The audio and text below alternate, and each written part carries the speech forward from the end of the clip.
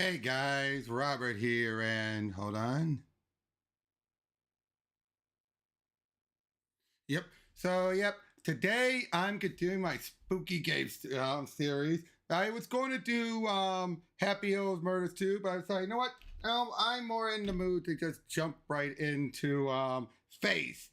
So let's get started with that, shall we? Actually, just one moment.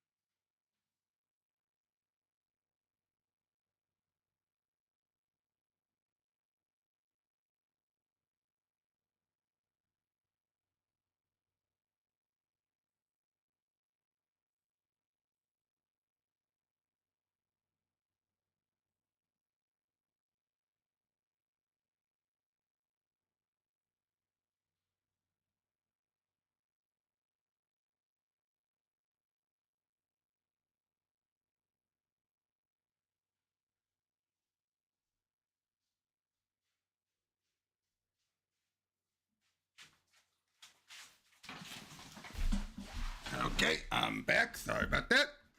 Let's get started. Reason why I wasn't playing the game, having the gameplay is because I want to have its opening. Hey, Tevya.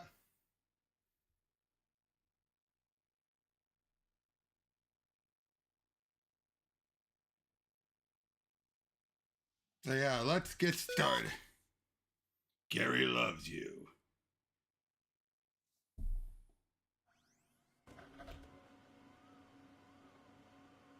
New blood.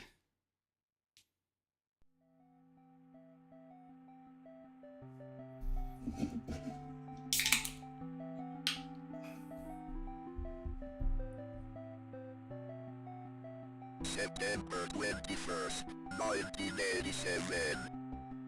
It's been 1 year since I first went inside that house. That house. I have to finish what I started. What I am about to do has not been approved by the Vatican.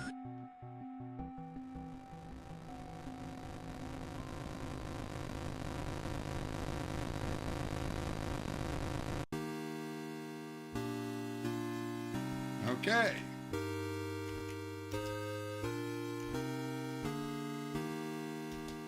So let's get started, shall we?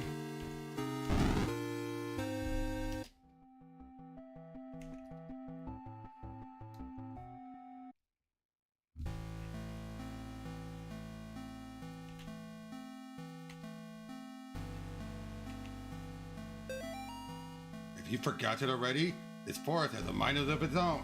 If you get lost, you can always try remembering where you've been. Press the escape key or start button is a good place to start. If you're in a hurry, hold enter or the back button to skip cutscenes. Yeah.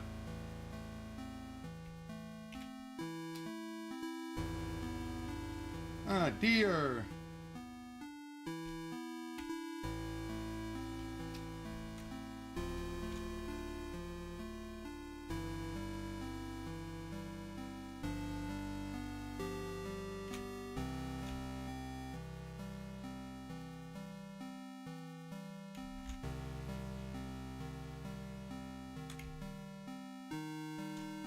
Bye, dear.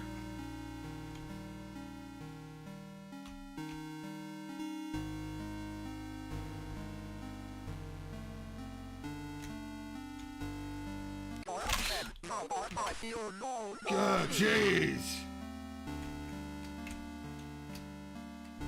First thing first, I'm gonna look around for any other notes.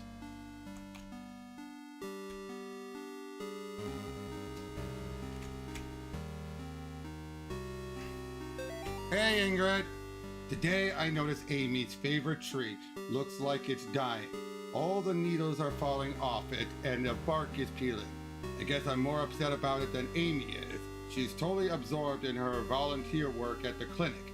I guess it's good that she found something she's passionate about, but I've gotten ugly looks from some of the women at book club. Cassie and her religious friends won't even talk to me anymore. Oh dear. Worship me. Worship me.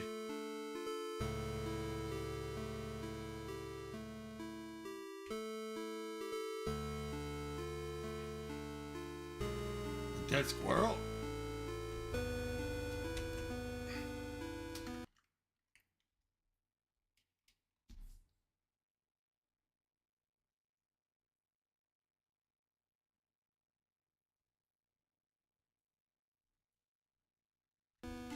Chaos reigns. That was creepy.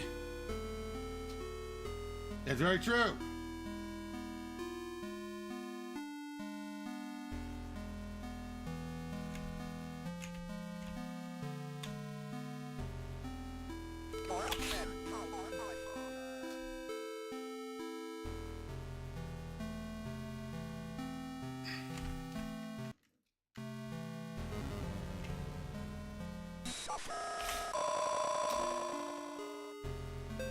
I caught some people walking through the woods around the house last week.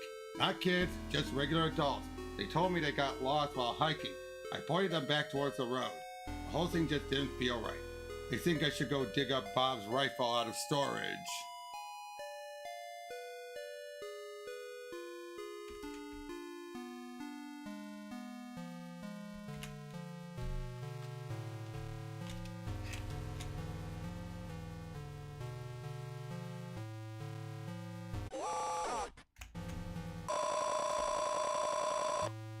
Get out of here.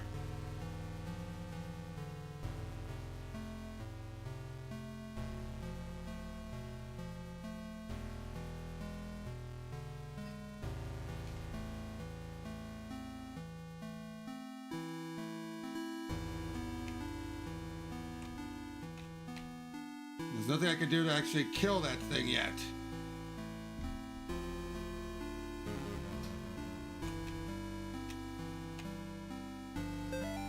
You're invited. Come celebrate Nate and Jason's 6th birthday.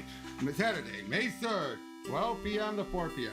Direction: turn right at 1338 Snake Meadow Hill Road and go straight past the well.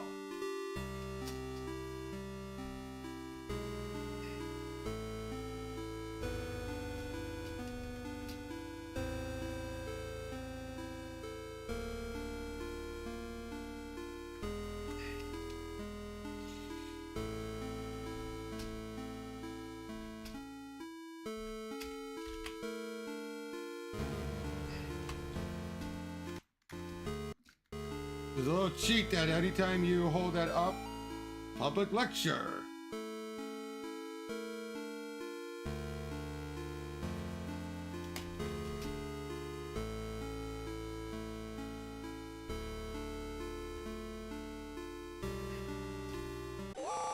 Whoa! Jeez, get out of here.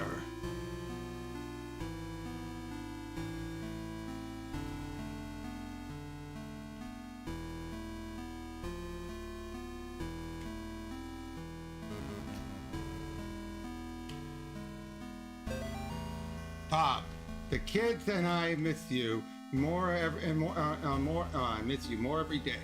The twins and Amy have started their next school year here at home. Amy keeps asking when she's going to be allowed to go to the real school. I think she's getting cabin fever. The twins are having no problems occupying their time. Yesterday came in with their hands covered in blood. I guess they found a dead deer and thought it would have been a good idea to touch it.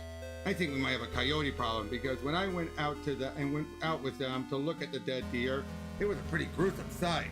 All this just a day after the twins' birthday party. Can't wait till you come home.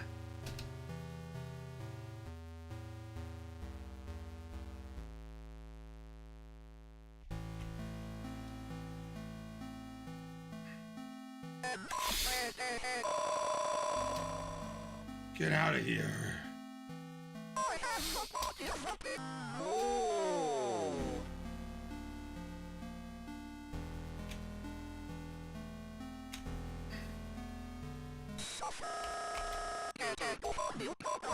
Supper!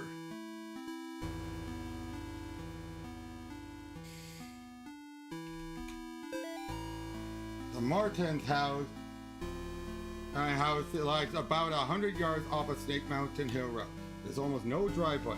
Trees just out in the middle of a gravel path that is mostly covered in grass. It was difficult to find the house, especially since it was already dark when we arrived. Father Allred seemed to know where he was going. I simply drove straight ahead until we arrived at the house. In the headlights, I saw an old shed off to the right of the path. Father Allred explained that he would rather perform the exorcism away from the house, but the Martins had insisted that Amy remain inside. He complained that having the family present makes it difficult to proceed with elements of the rite that may seem harsh to the lay person. Hold on a sec.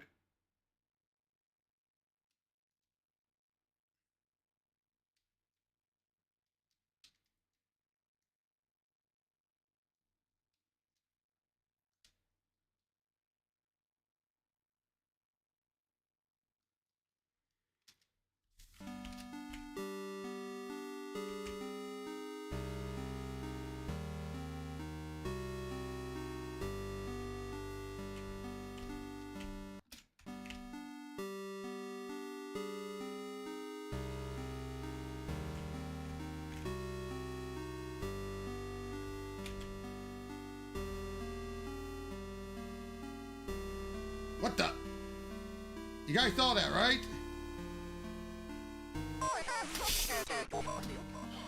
That was close.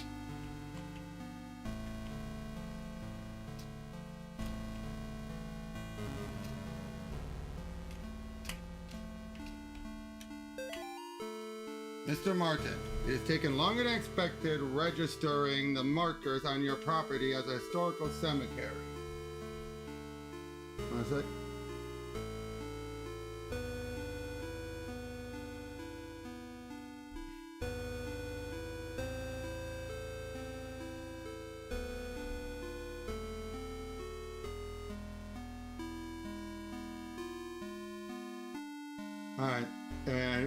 Historical cemetery. Our office has had difficulty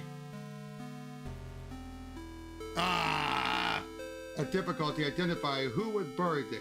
The inscriptions on the gravestones are written in a language that we can identify.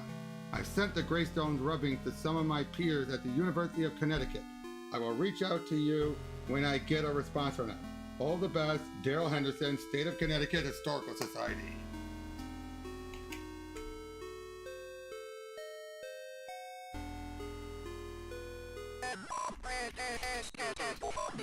Oh, someone dropped a note.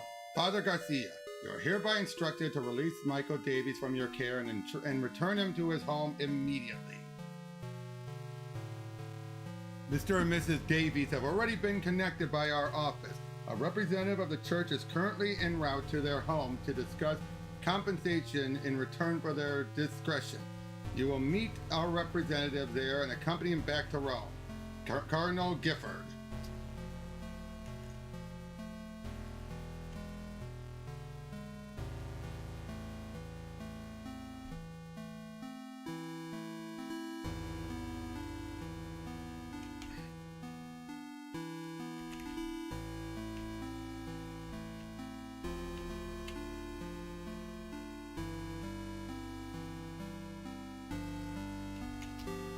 Wait, what? How'd I get back here? Do I have to follow the kids?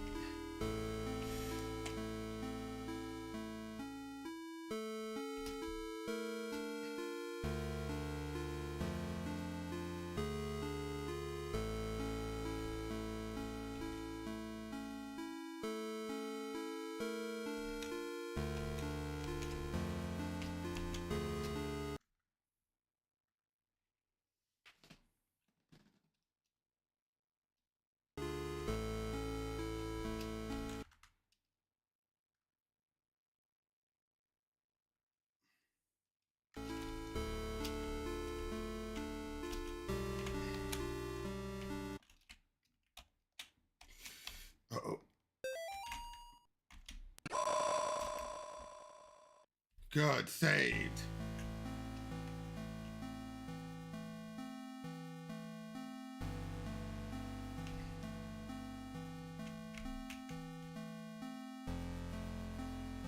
So I got a save point finally.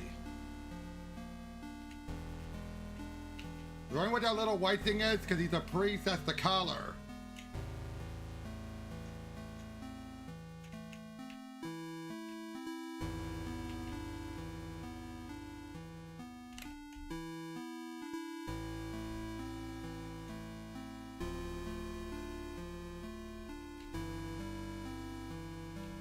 I am completely lost.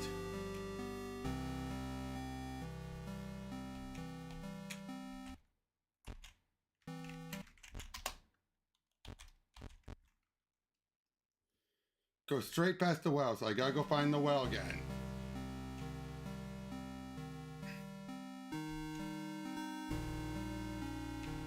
Okay, so.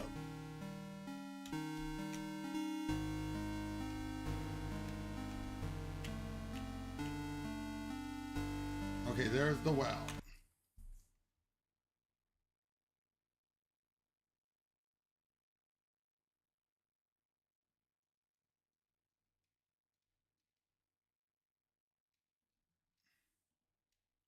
Oh.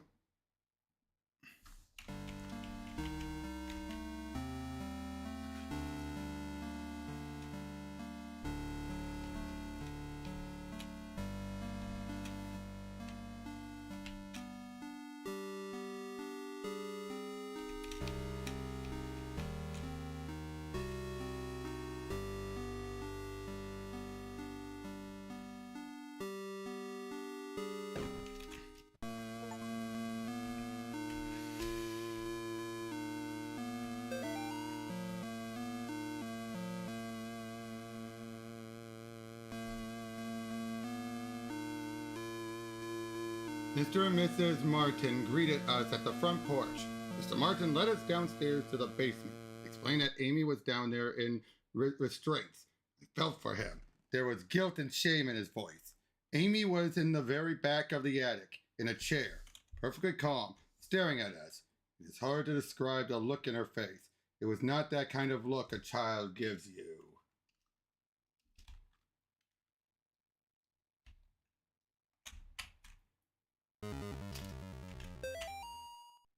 Ooh.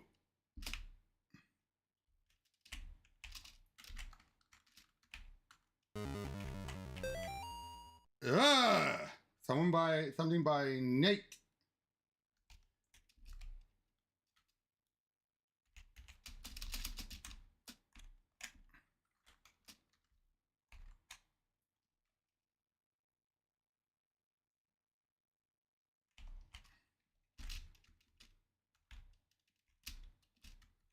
Let me just check one thing quickly.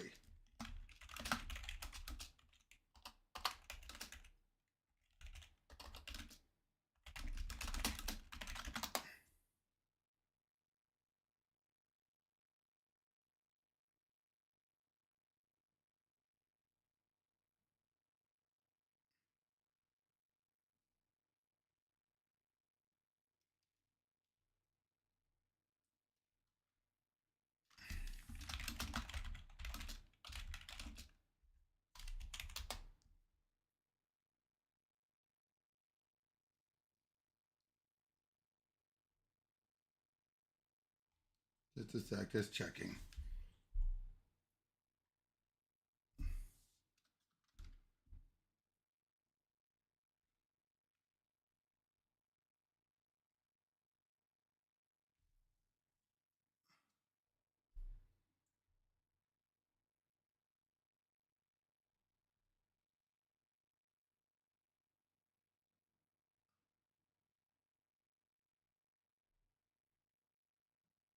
Okay, never mind. So I'm completely safe from Michael. That's assuming that's who that is. What is that? What the hell is that? You guys saw that, right? There was something gray there.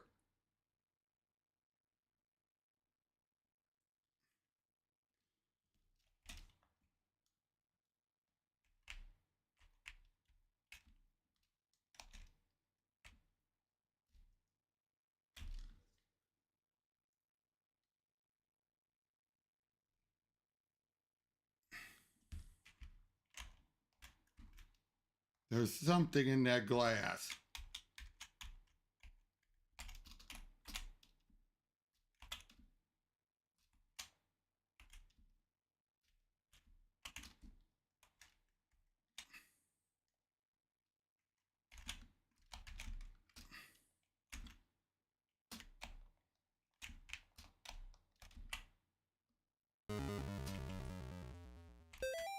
Bob must be stationed somewhere in the Middle East because he sent over this weird looking doll for Amy's birthday. I'll ask Anish about it next time we have a book club. She looks like she could be from over there. Amy didn't seem excited to see the doll. I think she'd rather have a phone instead, or maybe seeing a baby doll makes her feel self-conscious about her work at the clinic. Heh. I guess I was the only one who saw the check in the attic. When I got up there, it was freezing cold. I found Amy standing in the back, looking straight at me like when I first met her downstairs. We spoke briefly, although it was frustrating to talk to her, or it. I experienced a bit of deception from the demon. During our conversation, she uttered my mother's first name, and in other instances, she spoke perfect Latin. I called for help from the others, but nobody came. So I raised my crucifix and began to write again.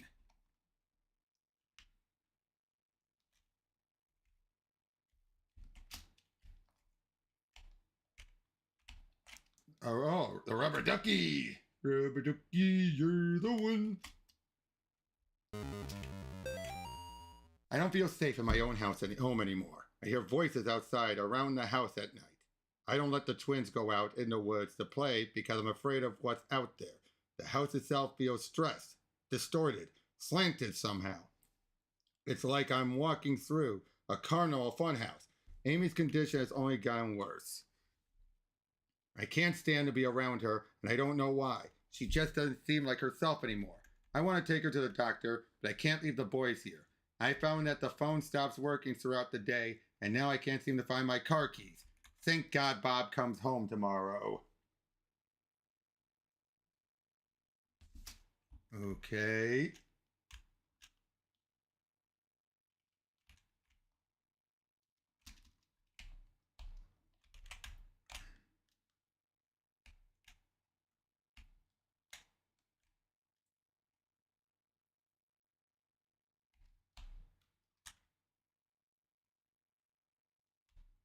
Okay, let's check the basement.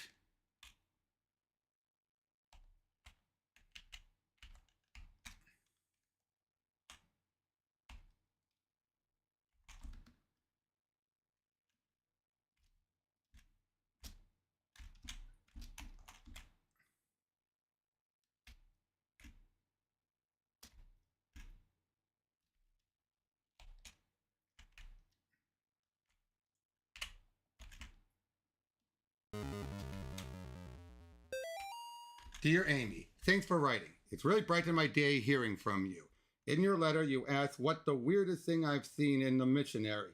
The area we are working in has a lot of folks who practice Quimbama. It's what you might call a pagan religion. It's kind of a mix of Catholic and African religions. One of the saints they worship is San La Muerte, or Saint Death. Yesterday we talked to a boy, about 15. When we asked him if he had ever prayed, he said, no, but I have prayed to San La Muerte. He told us about a time when he stayed over at his cousin's house, and according to him, they prayed to some figures of San La Muerte, and the figures made things in the house move around. He got really quiet and scared looking after that. We told him he could pray to God, and that God wouldn't make him feel scared like that. We invited him to the church, but he hasn't come yet. I need to wrap this letter up and get back to work. See you in 4 months. Layton. Yeah, missionaries.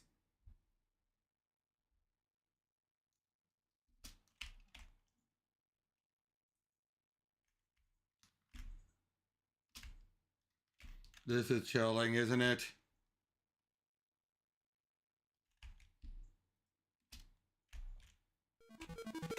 What the? Amy's parents could not endure witnessing the proceedings of and the rite for long. Mrs. Martin was hysterical, and the thing that was inside Amy was feeding off the fear. Father Allred asked me to take the Martins upstairs. I was psychically worn out, but managed to get them back up to the stairs into the kitchen. Amy was screaming, "Mother, Mother," the whole time. Finally, I got them to sit down with me at the kitchen table. After a few minutes, we couldn't hear much of anything down in the basement, so I went back to check on things. I found my father already laying on his back unconscious, with his arms spread out wide. Amy was not in the chair.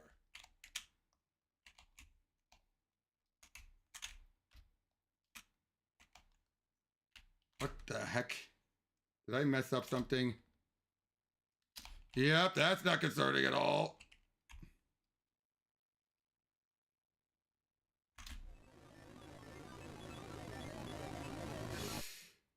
What the? Oh. What's this? Oh! Oh, shit! He is here. What the? How did I get upstairs?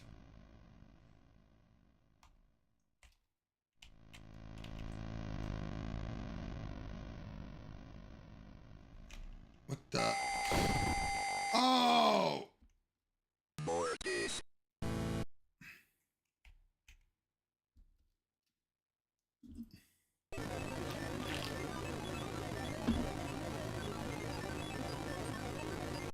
He is here.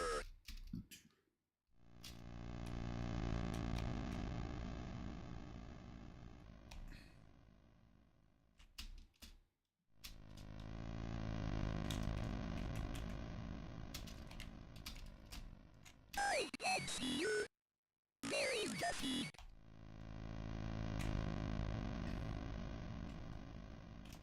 How do I get up?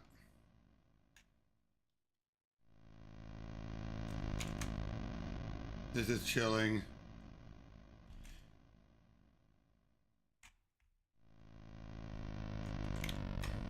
The veil is lifted. And tail followed.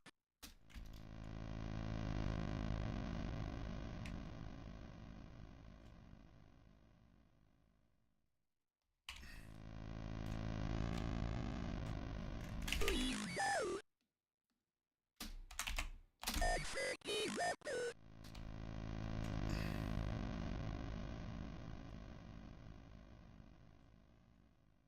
Look at me.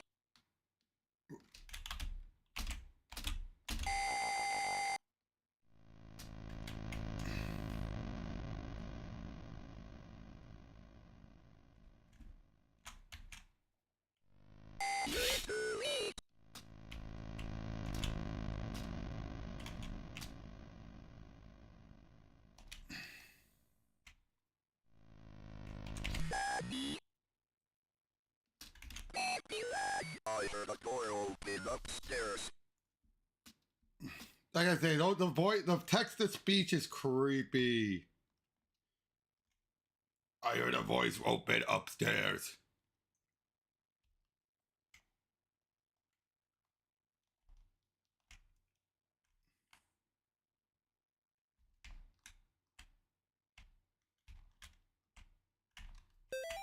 Molly, the church might contact you in a few days to tell you their version of what happened to me. I want you to hear from me first. A year ago, I was involved in the exorcism of Amy Martin. What they said in the papers about what happened isn't true. She, my superior father, when I confronted her, she managed to cut the power to the house, and her own parents was their own. I have to go back to the house. The nightmares I'm having are real. She's still there, waiting for me. I can still help her. If I don't come back, know that I love you and I'm sorry. John.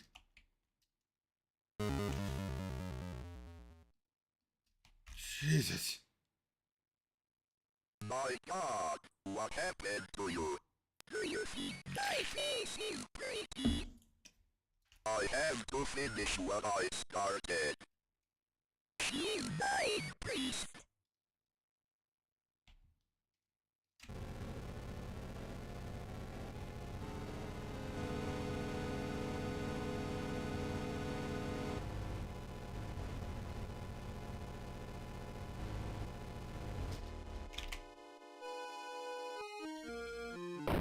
What? Oh, the For what? the Midnight Priest.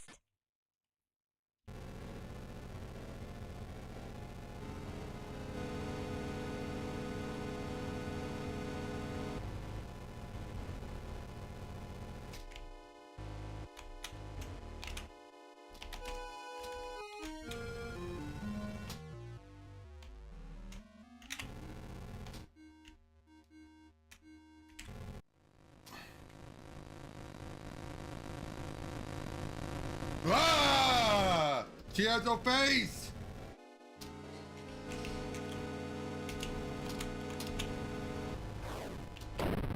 What? Oh.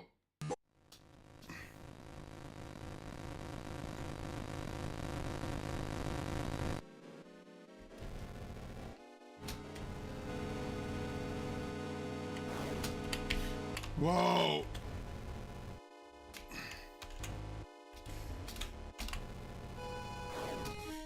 Whoa.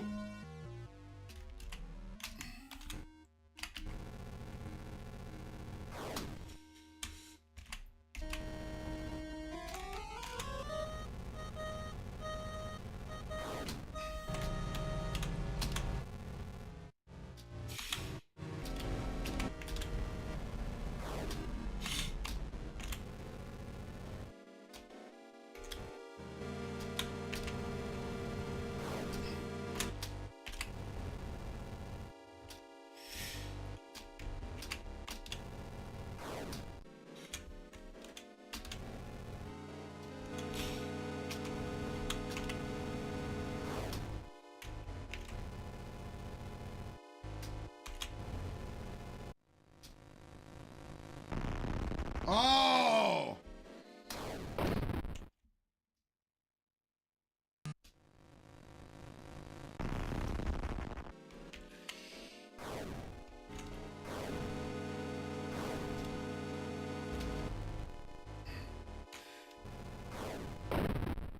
Oops. Board.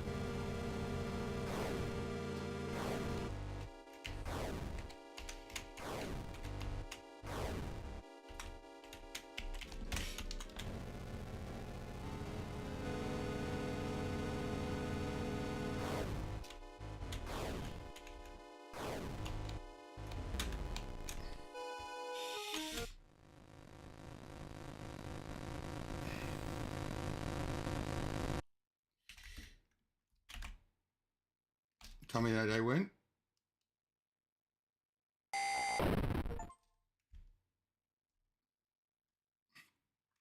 Now this has multiple endings. Oh, I got all the notes.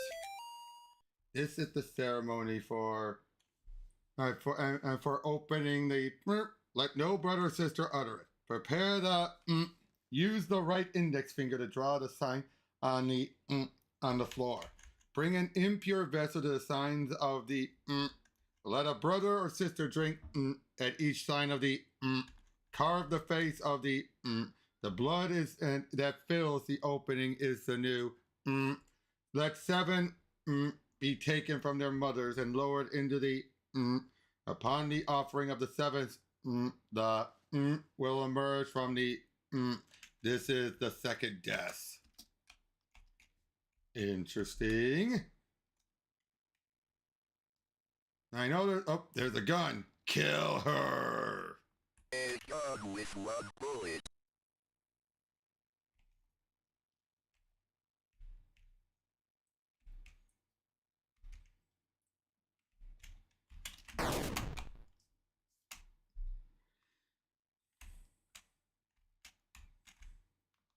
A gun with one bullet.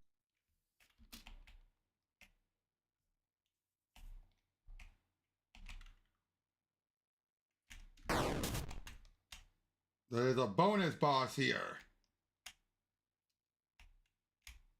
A gun with one bullet.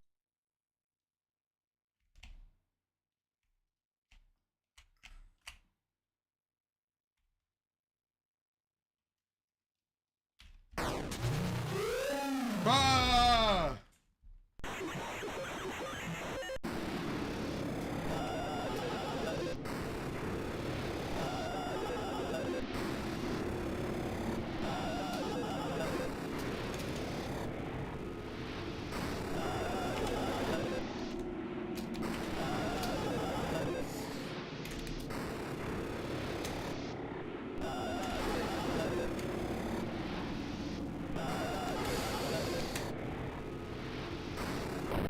Oops.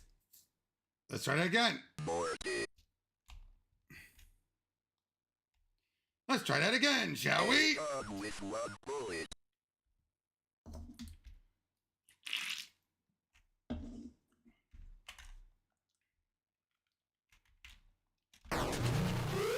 Ah!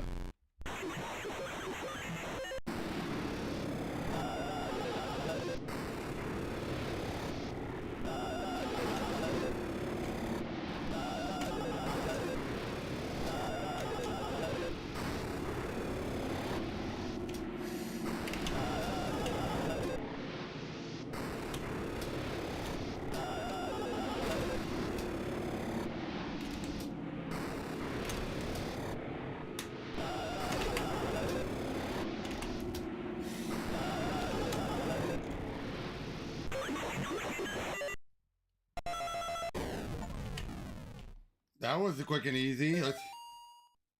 October 23rd, 1986. Dear Dr. McGlashan, it has been 30 days since the beginning of my treatment here at Yale Psychiatric Institute.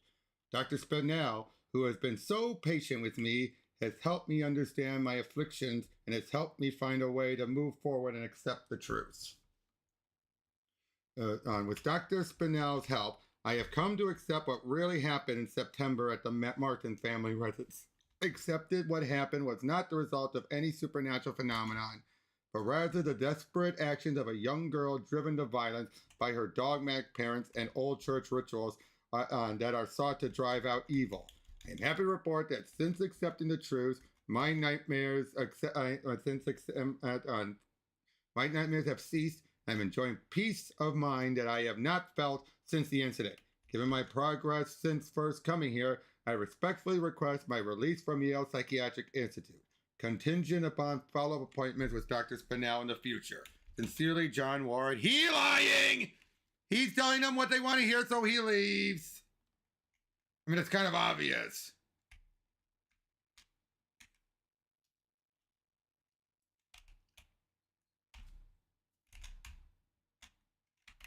A gun with one bullet. Just a second.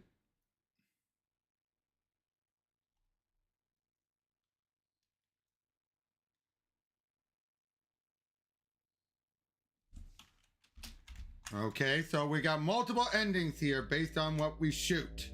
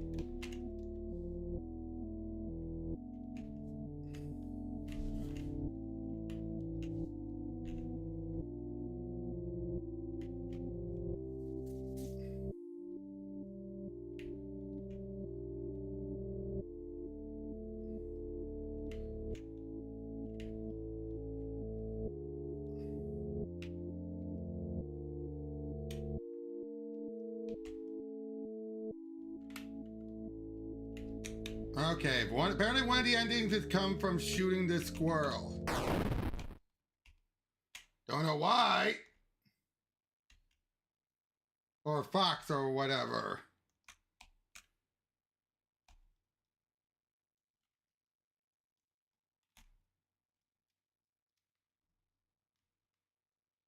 I don't get it either, but here's one of the endings.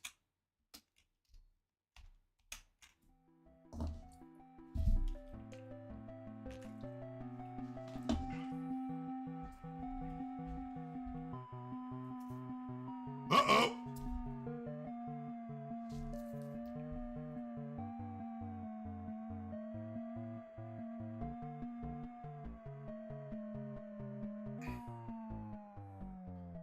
Ending 3 of 5, The Offering.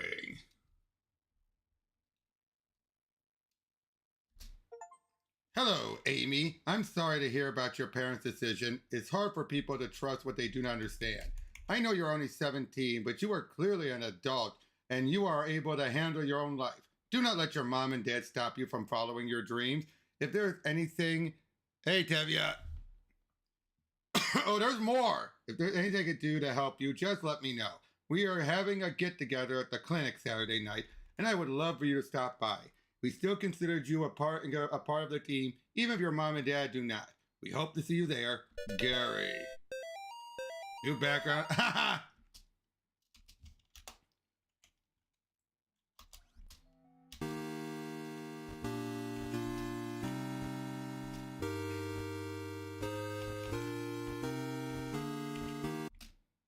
Okay, let's try it again. We got a different ending to do. With one bullet. With one bullet.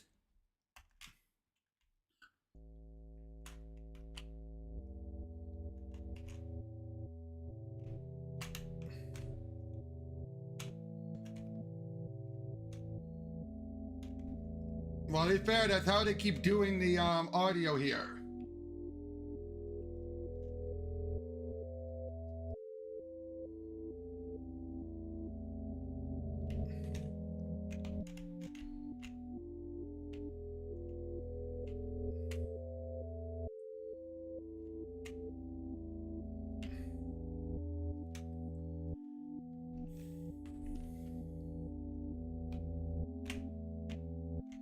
Where are you, Amy? Oh.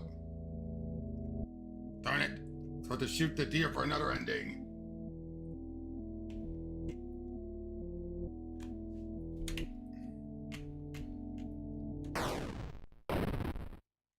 Sorry, dear.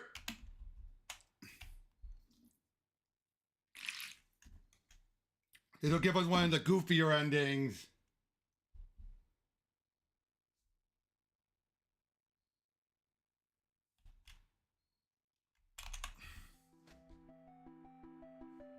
I will say of the Lord, He is my refuge and my fortress. My God, in Him I will trust. I shall not be afraid of the terror. Oh!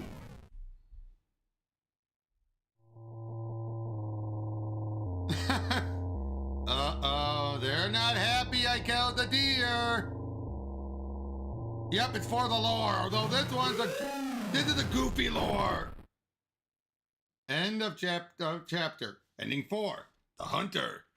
Unidentified body discovered near a wrecked car. The site of a deadly car accident was discovered along a road near Sterling this morning, along with the body of a person who has not been identified. At 6 a.m. this morning, a resident called to report an accident along Snake Meadow Hill Road.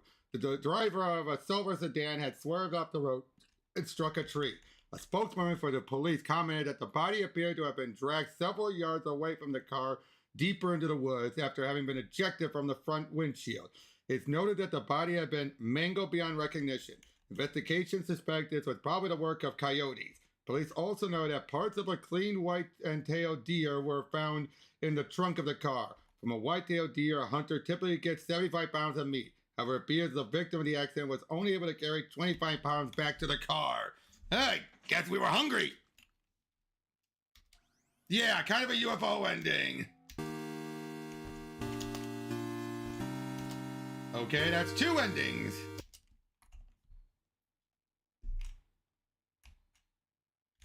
A gun with 1 bullet. A gun with 1 bullet.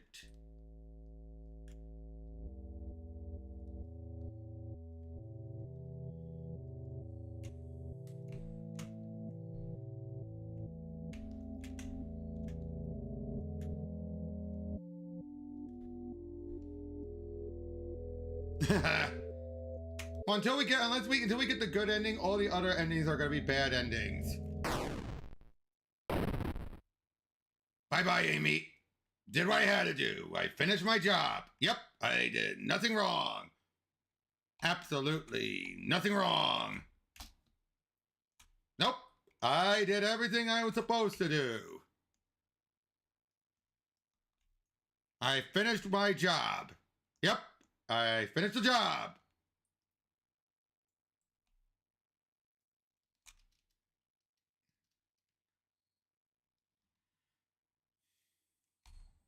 Right?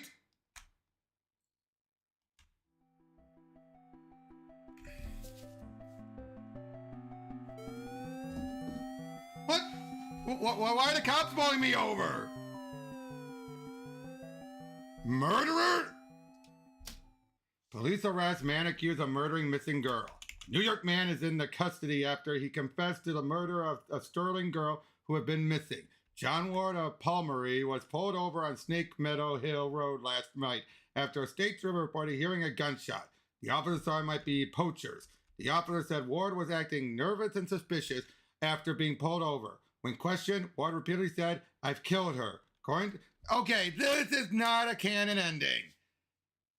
According to the police report, the officer called for backup after Ward became increasingly upset, saying repeatedly that there was a demon inside her. Ward was taken to Sterling Police Headquarters for further questioning.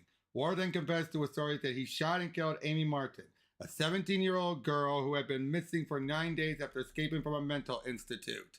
After a brief searching, police located Amy's body in the woods near the now-abandoned Martin home. In addition to receiving a gunshot wound to the stomach, Amy showed injuries suggesting she had been thrown out of the second-story window of the house. An officer who helped recover the body told reporters that Amy's face had been mutilated in a very brutal manner. Ward was found dressed as a priest when he was pulled over. It's suspected that he impersonated a priest to gain his victim's trust after Catholic authorities in Rome confirmed that Ward was not an ordained minister. The rest of the article is missing. Yeah, don't believe that ending. Okay, 2 more to go.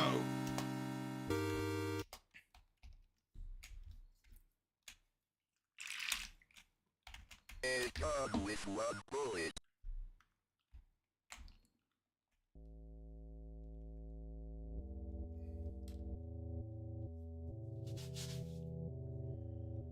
I got 2 more endings.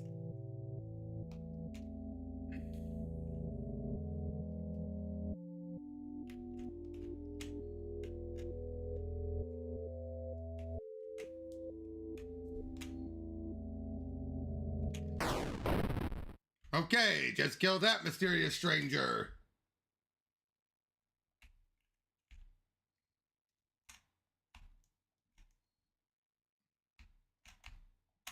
So, hope that wasn't important. No, probably not important. Probably not important at all. Probably should be perfectly fine. Right? Nothing's gonna happen. Absolutely nothing at all. Nah, maybe, maybe not.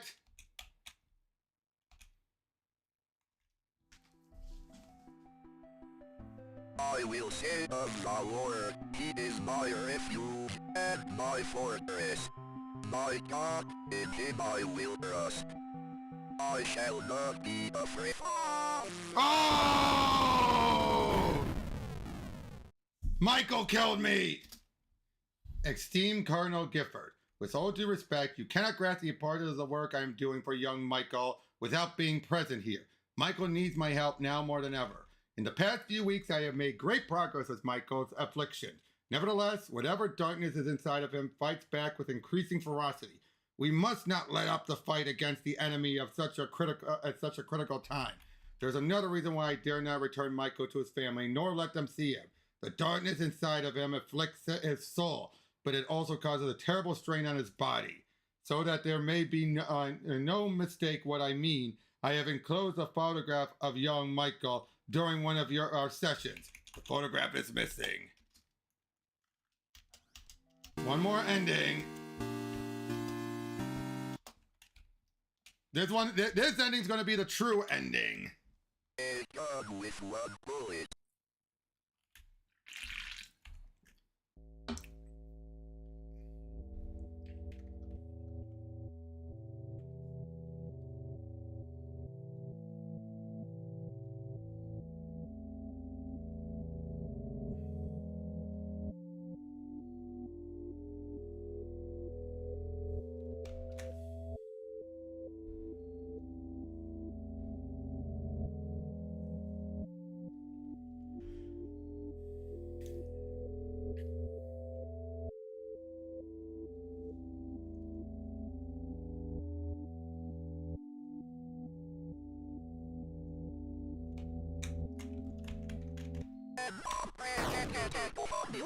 Sorry, Michael, but you're an abomination. Oh!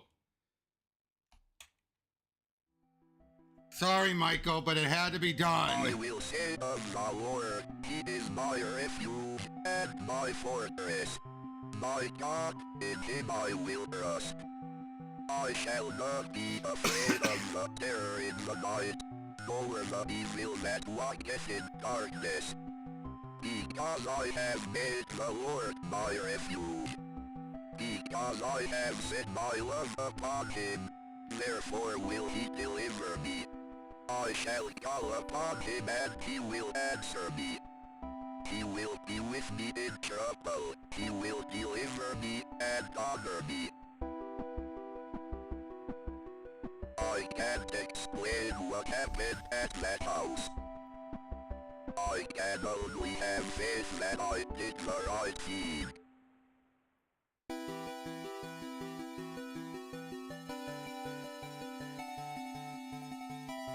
Number 5, when faith endures. Police animal experts investigate chupacabra remains found near Sterling. Sterling PD is enlisting the help of local animal experts from the University of Connecticut after the remains of an unidentified animal were found near Sterling. The remains of an animal, which some residents are calling a chupacabra, were discovered on Snake Meadow Hill Road by a motorist yesterday. The animal had apparently been struck by a vehicle and parts of its carcass were scattered across the road. Police say they initially investigated the gruesome scene because the motorist who discovered the remains had told them they appeared to be of a person. After arriving at the scene, police concluded that the remains were of some kind of animal. As a matter of public safety, we want to be sure about what exactly we are dealing with here, said a Sterling police spokesman. It is clearly not a deer or a coyote. If it's a mountain lion or exotic pet that escaped from its owner, or an animal with rabies, we need to know about it. Animal experts attached to the investigation would not speculate about what kind of animal had been found, although they commented that the animal was hairless, anemic, and apparently suffered from the rickets, a vitamin D deficiency that appears in animals and children who have not received enough sunlight.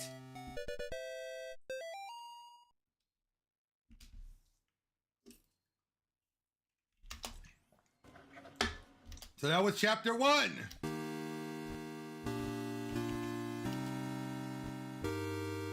Okay, I will be right back. I'm gonna go get another drink. I'll be right back.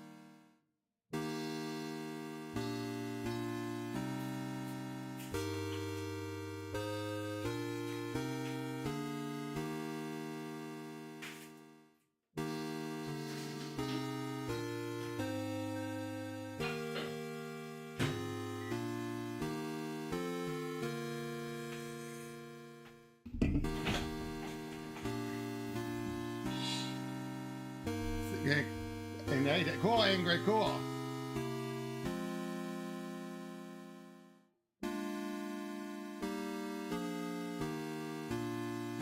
Okay, let's start chapter 2.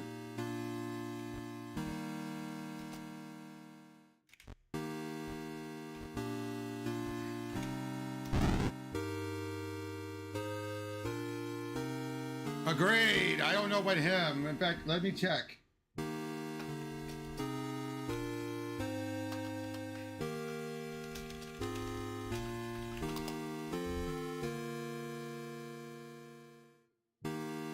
Ah, it is Eventide by William Henry Monk. Oh, never mind. It's an arrangement of Nearer My God to Thee. That's what it is. Nearer My God to Thee.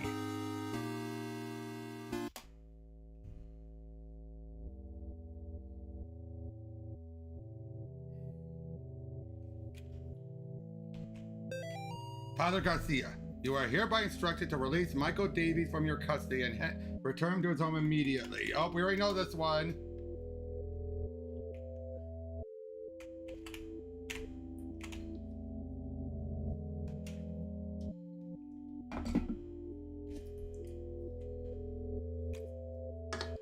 One day. Oh, this is going to be about poor Michael.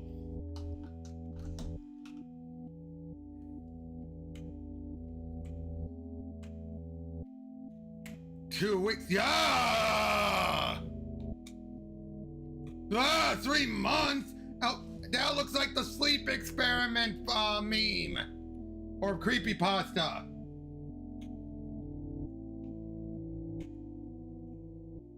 Oh, there's Michael. How are we doing today, Michael? I like to go in. You can't go home until you get better, Michael. Can I see Mommy and Daddy?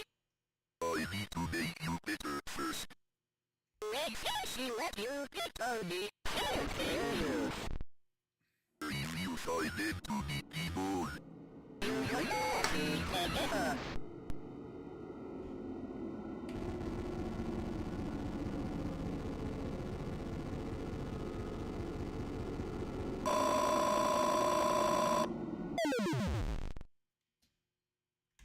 So that's how it happened.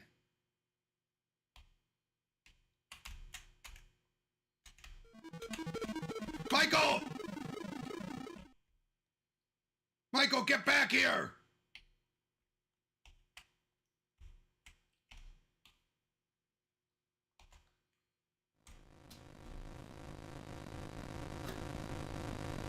Ah! Dios mío, what have you done? I have forgotten a bit. You can't hide from God, evil. You shall breathe the wrath of the Almighty. I think he just killed a dog.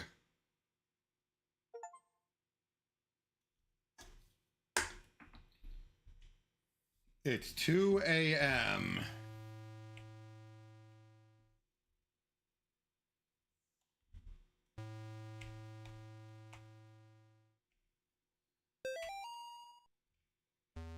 Have you forgotten already? The notes people leave behind seem to exist on the edges of memory. Right? Oh, we already know that.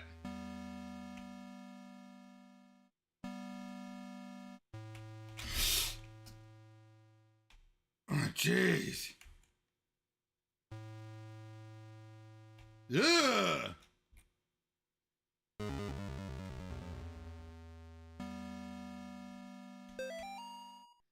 Notice aviso. The current investigation being conducted at Gallup Cemetery by the State of Connecticut Historical Society has been postponed until further notice. In the interim, we ask the public to avoid the cemetery ground, the surrounding woods, any wildlife, and any unidentified persons roaming the area. Thank you for your patience. And that was a mango deer. Just a moment.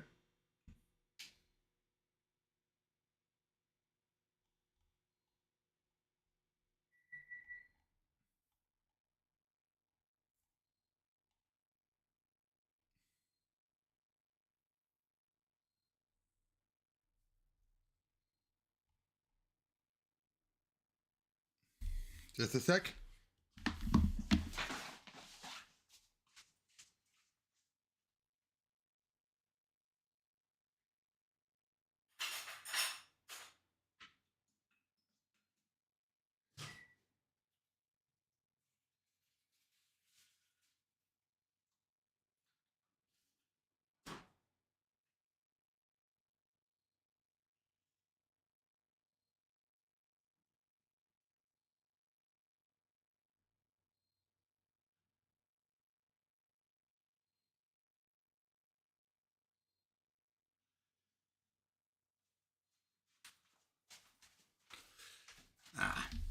Let's gain some food quickly.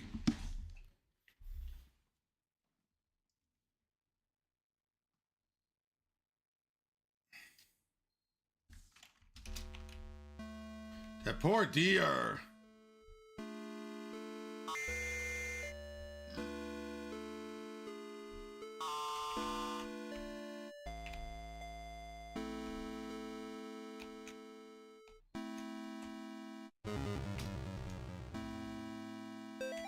I shook hands with the devil.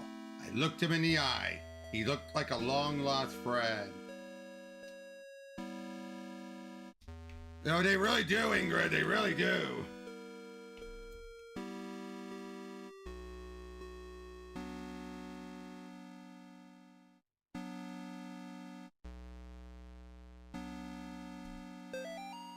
Dearest disciple, verily not everyone who says Lucifer shall inherit his kingdom. You must first conjure his demon. You must then serve his demon. You must then walk among the children of men as his demon. Thus shall you receive the blessing of the unspeakable. Return to the Save family tomb whenever you are in need of rest. Gary. Ah, this is a save room.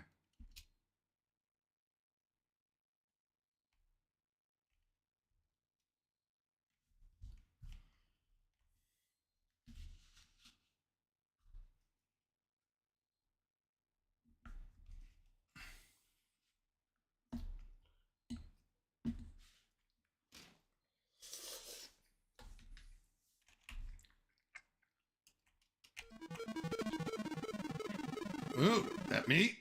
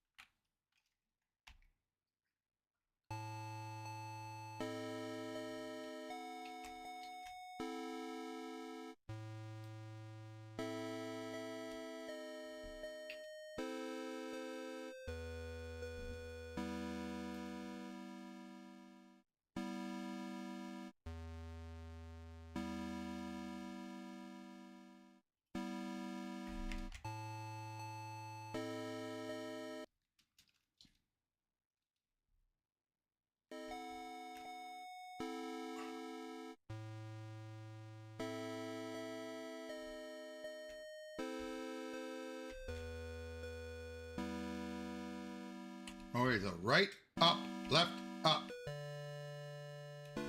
So, right, up, left,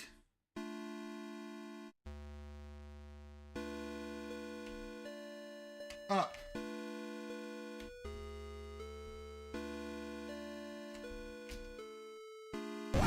Whoa!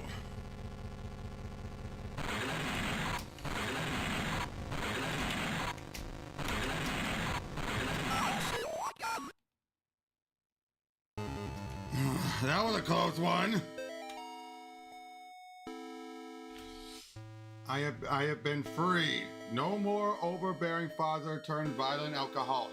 No more hiding my bruises and cuts. No more pills and needles. No more getting laughed or at and kicked around. They'll never laugh at me again. And by day, my body withers away, but by night, my mind explores forbidden worlds of power and knowledge, guided by beings of pure darkness. I am entrusted with secrets, knowledge of the demon seal. I have learned the correct conjuring signs, drawing the inverted star along the rocks arranged in 5, first at the top left point and then down. I will lure them into the wood. Then I will show them my power. Yoink!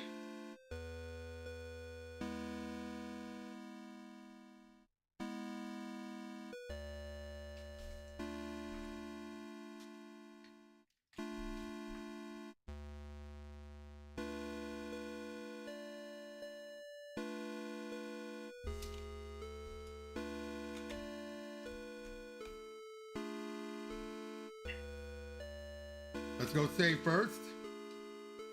So I don't want to do that again.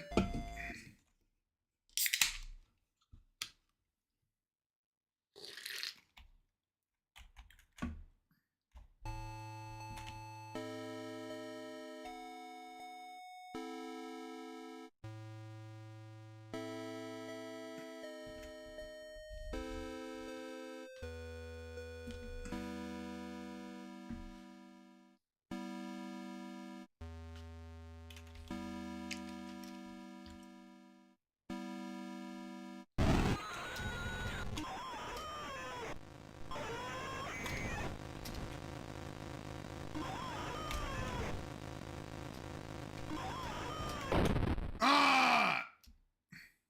Mortis.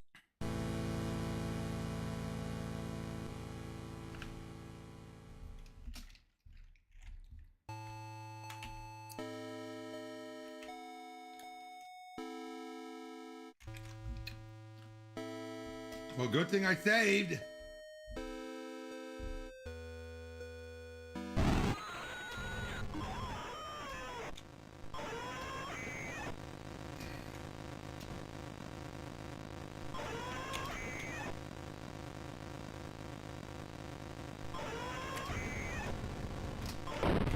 Ah! Mortis.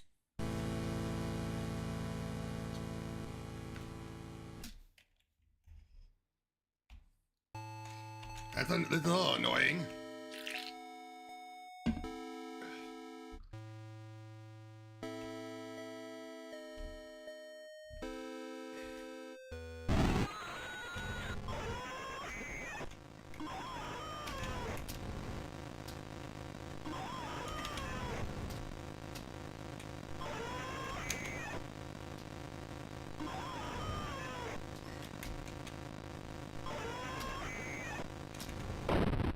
Darn it! Mortis.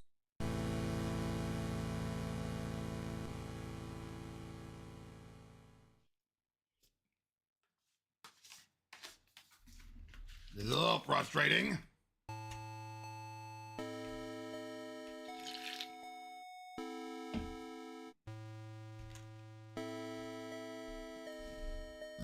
So let's try that again.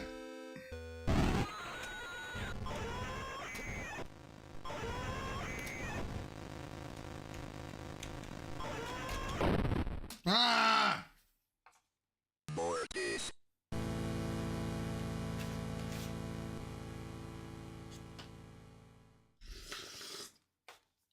This is annoying.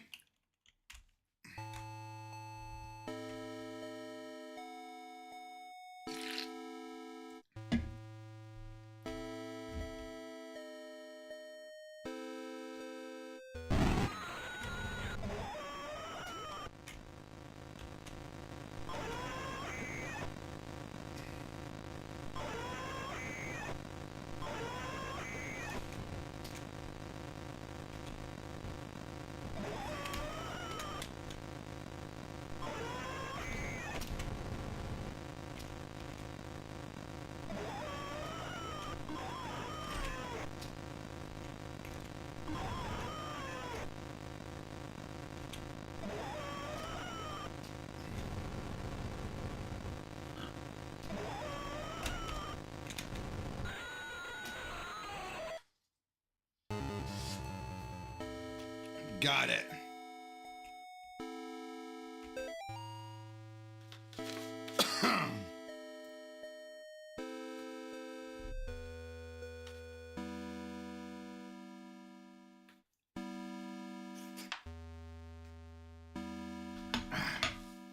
Losing Grandpa was the hardest thing I've ever experienced. We were really close. I cried about it for weeks. Then my stepmom introduced me to some of her friends. They asked me, would you like to see your grandfather again? I missed him so much, I was willing to try anything. That night, my stepmom drove me to one of her friends' house. They took me down to the basement. I saw my grandfather in there, only it wasn't actually him. When I tried to run, they closed the basement door and locked me in there. I can't remember much else from that night. My stepmom's friends are always coming by the house now. They tell me I have debt to pay. They say they have work for me to do. Well, that's terrifying.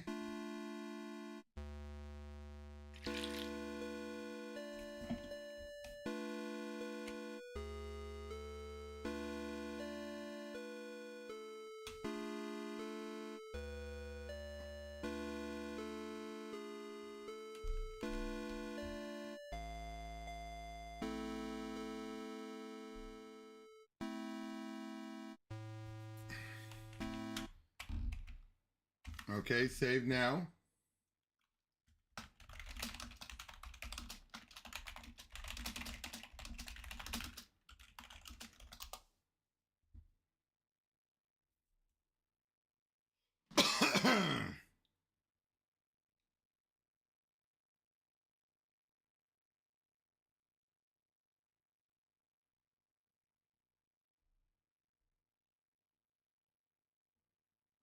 Okay, just wanted to check one thing.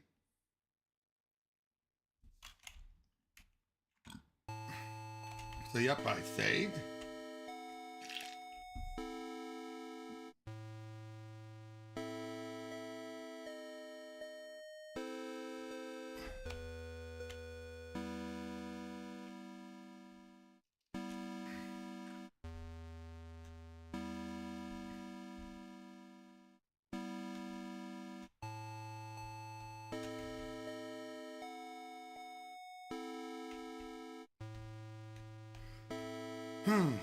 I think I have to exercise this skull.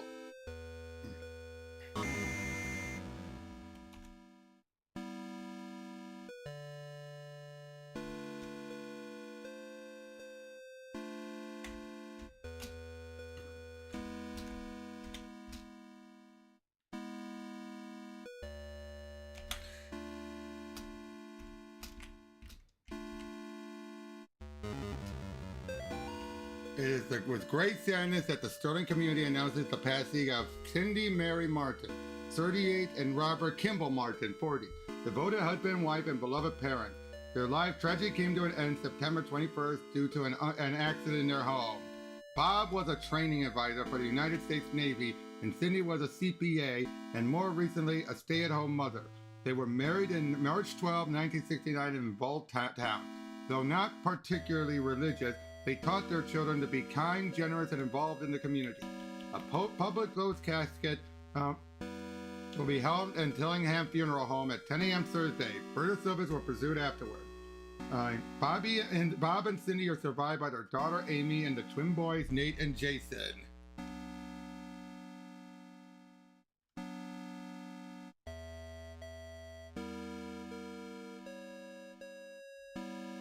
Okay, I'm gonna go save again. Just to make sure I don't want to do that again.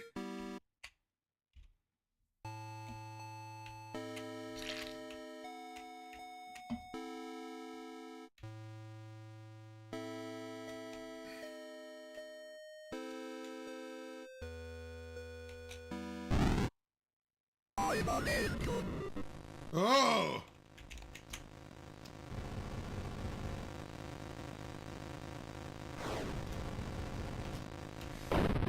Oh, jeez. More this.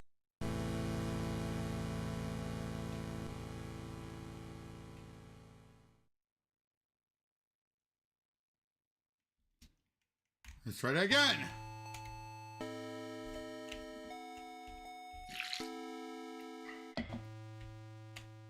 So what are you guys thinking of this game so far?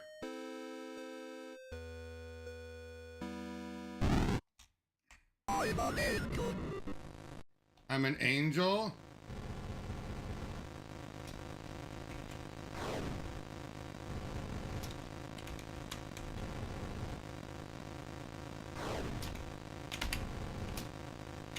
Royal Lantern.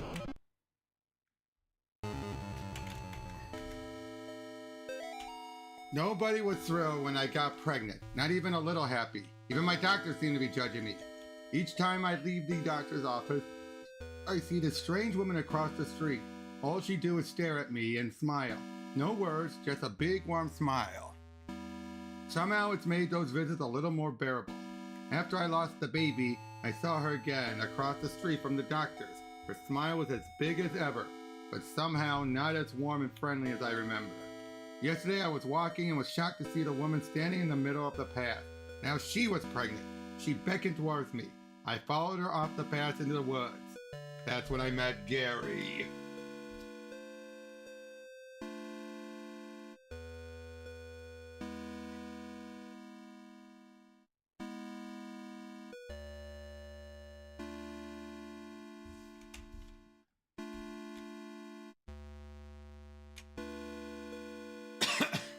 Okay, now I want to ask you guys something.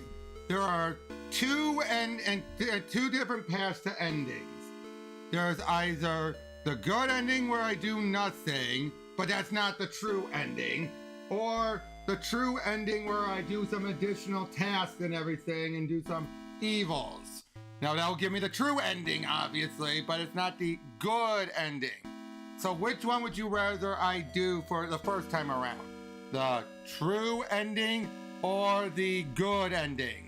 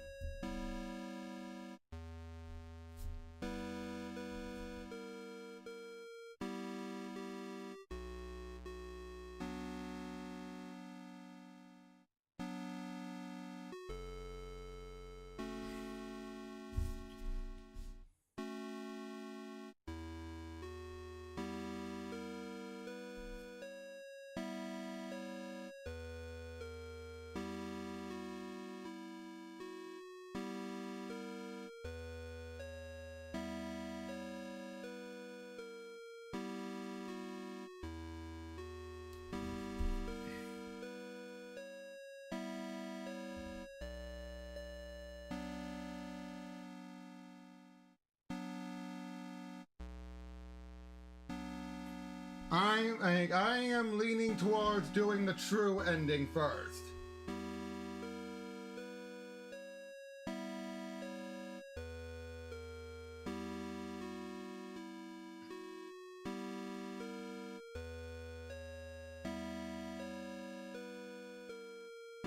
Yeah, that's what I was thinking.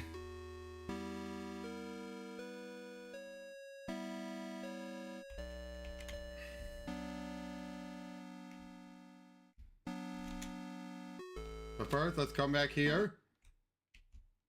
Hey, what's going on over here? Hello, other. Oh! Oh! Oh!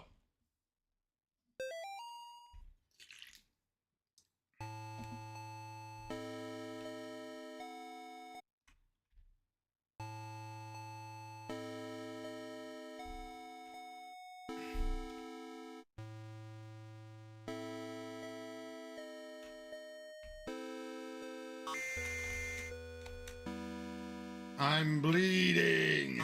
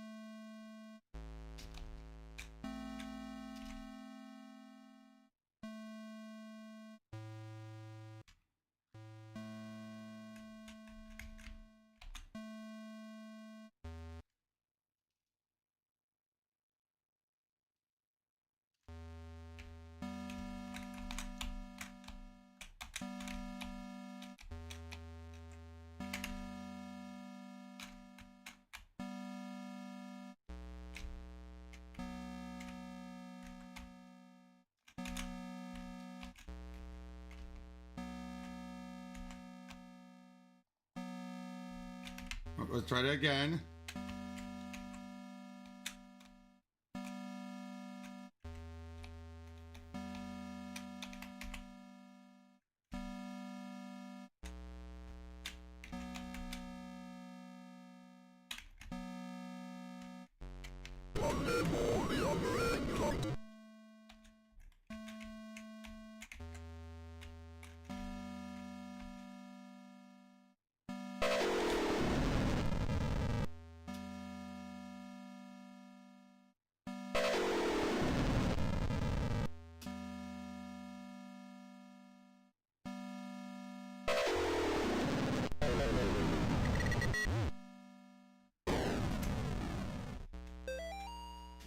Notes: the new patient initial consultation. Subject: Dr. John. Hold on.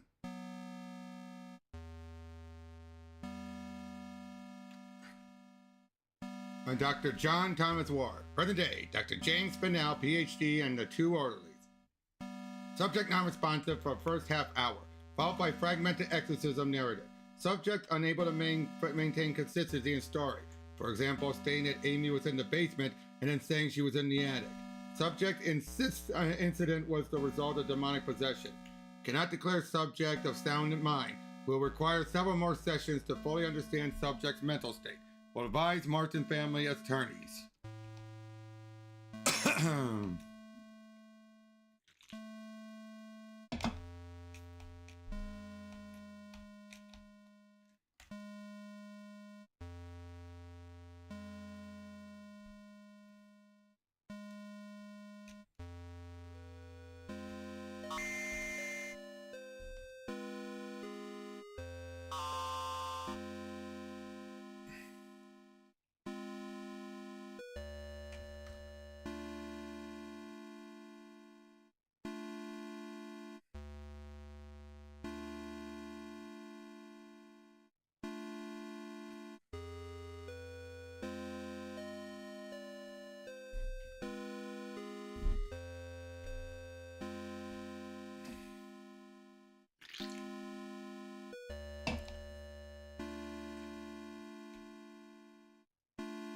You know what? Let me go save first, just in case.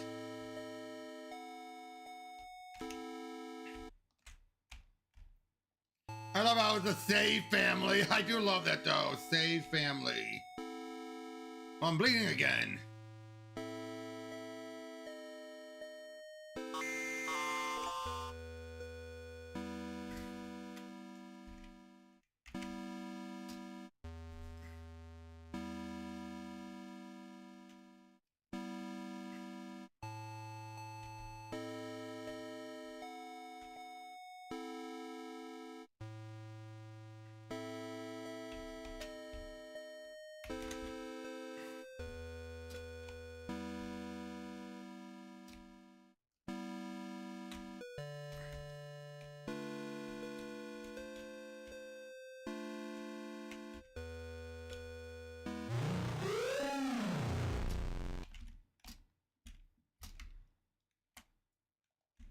Something tells me I should check all the trees.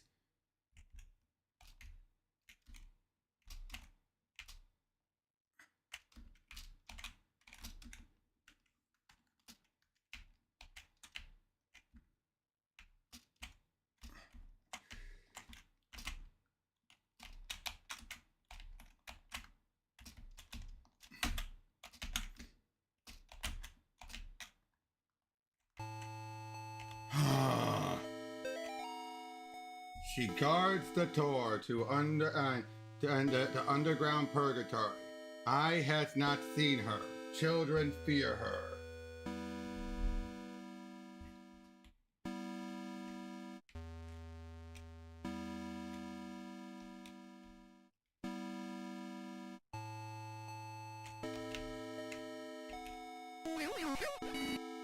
What the heck?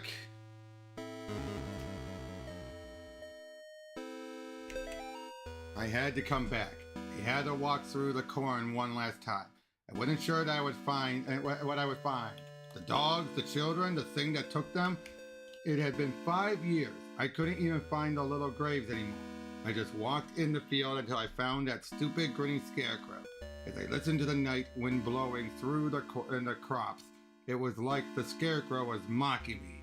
I turned around to go back, and that's when I heard it behind me. Well, it was more like I felt it. I didn't dare turn around. We just stood there, me, the scarecrow, and the doomed child. Finally, I mustered up a tiny bit of courage and turned to look. It immediately fled in the opposite direction, crashing through the rows of corn. I ran too. What little I saw of it drained the blood from my face and made my skin crawl. I say it because whatever it was looking at didn't have a face, just a bloody gaping hole, which we've seen before.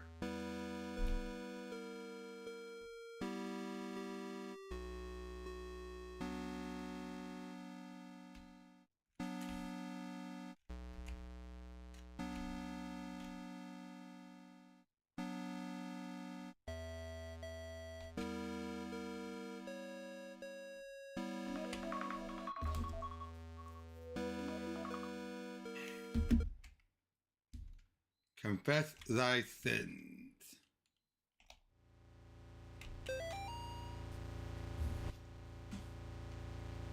Day one of our paranormal investigation to the old Snake Mountain Hill Church. We got 3 cameras, a box of tapes, and enough beer and beef jerky to last us a week.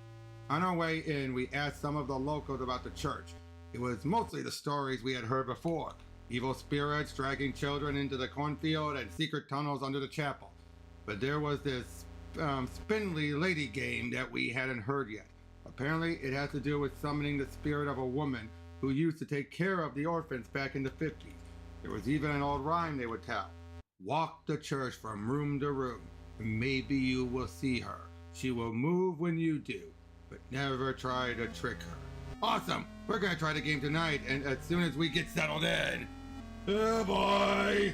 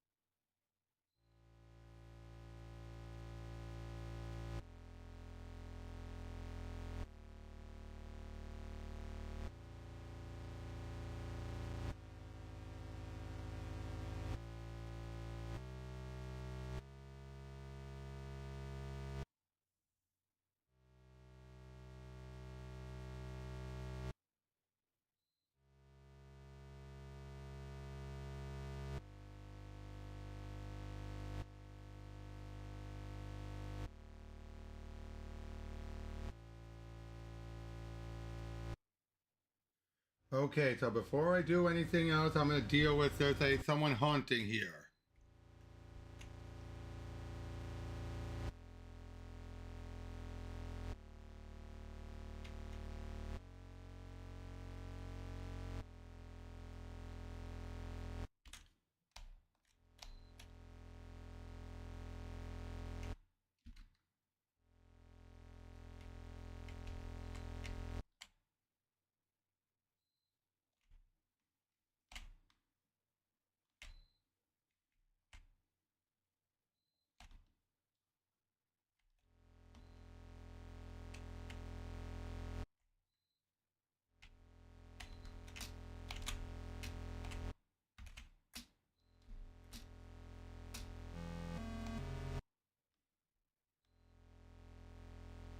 Ugh.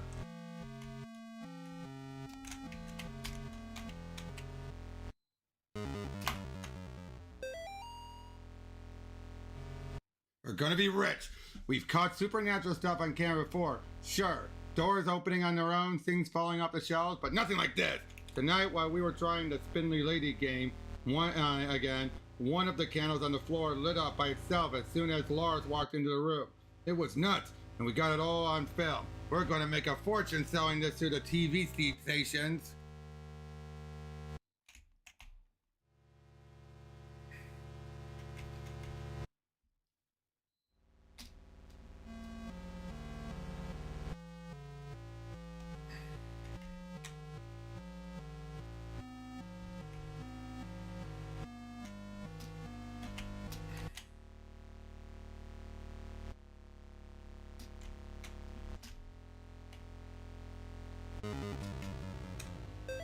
Night 3. Shouldn't have come here. Tape's missing. Lars stuck behind basement door. Henry hasn't come back yet. Can't leave anyone.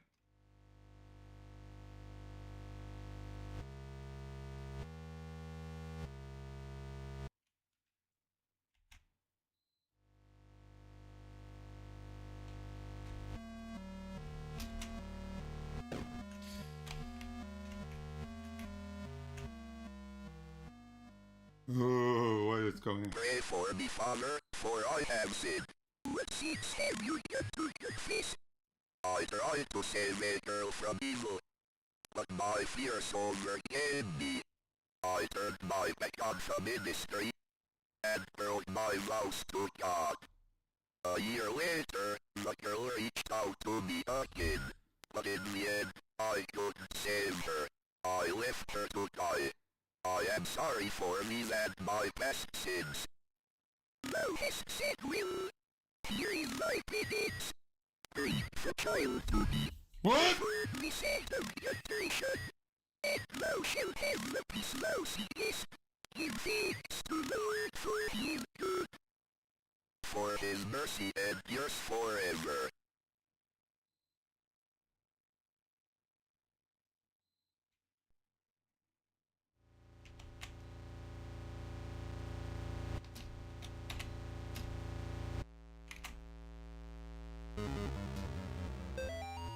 Night 1. We still haven't found a way into the basement, but we found something just as cool. A secret passage in the old confession booth leading to this hallway. Henry's going into town to buy a crowbar. We'll see if we can't get these boards off some of these doors.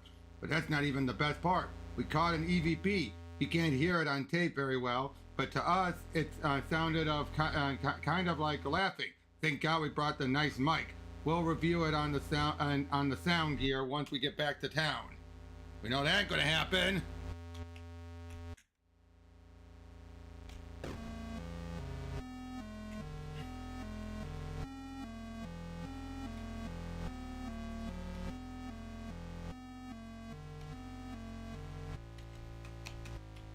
Okay, be careful.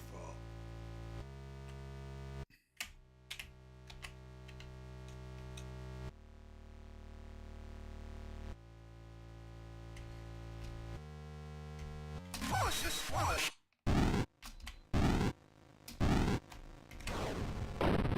Ah! Bored.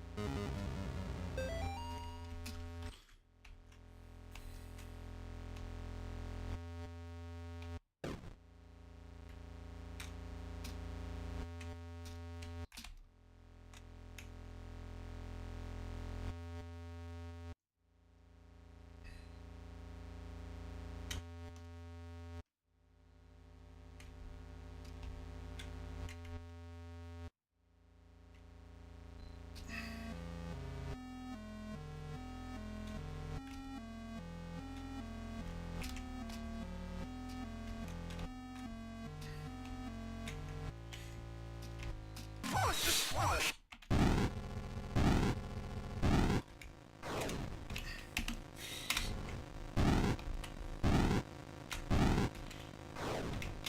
Ah! Bored.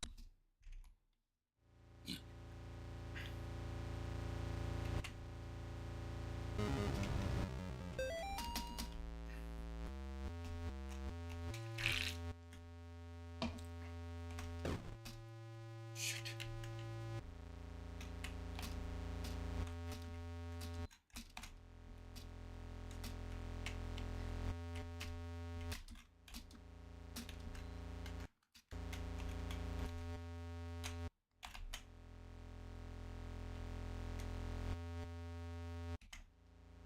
Cautious flush.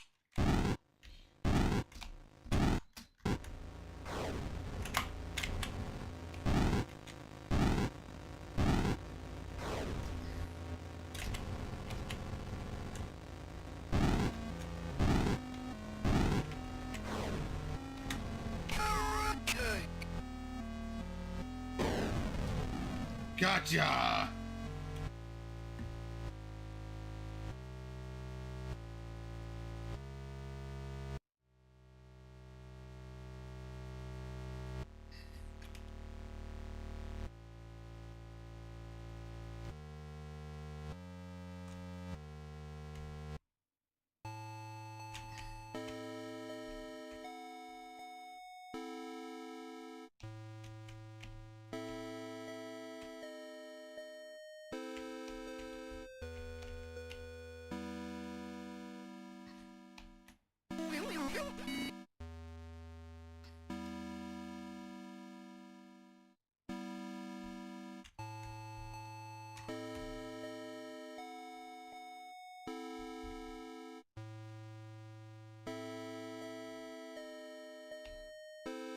I'm scared. I'm scared.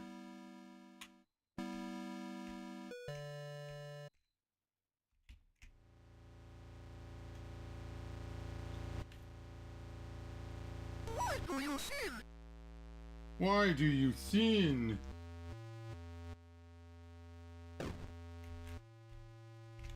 You're a bad man. I'm bad man. Oh man, I screwed up.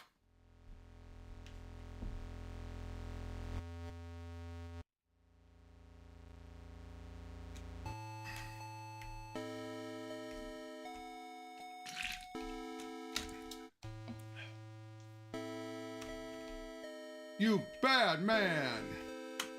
Will you help me? Will you help me?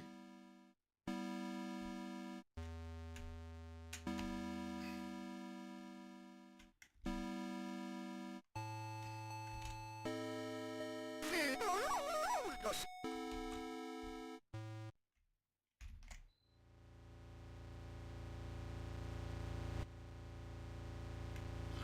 Why do you sin? Why do you sin?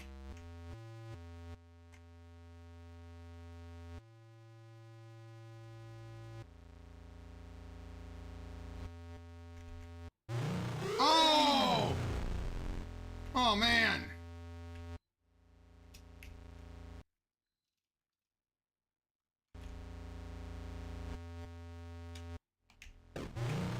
Oh! Oh, that's deja vu!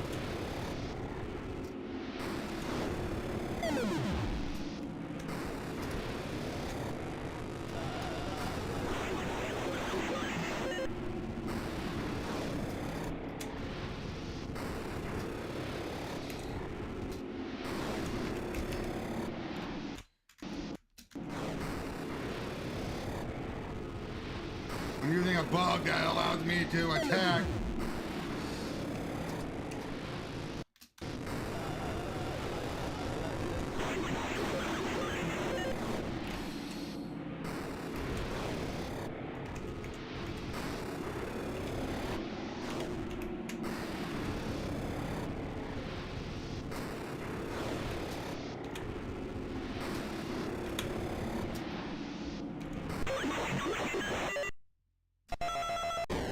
Yay, I won!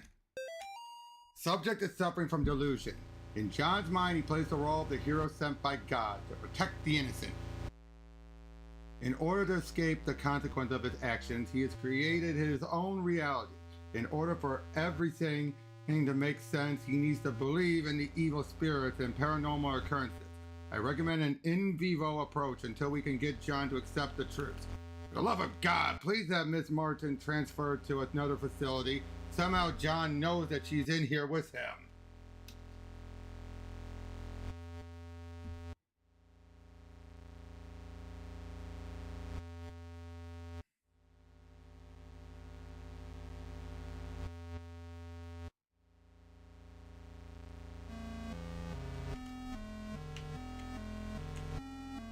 Okay, so let's go to the church's basement now.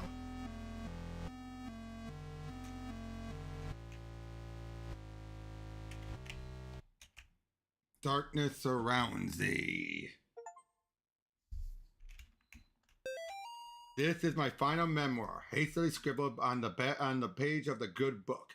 I now descend the staircase, knowing full well that she waits for me ahead.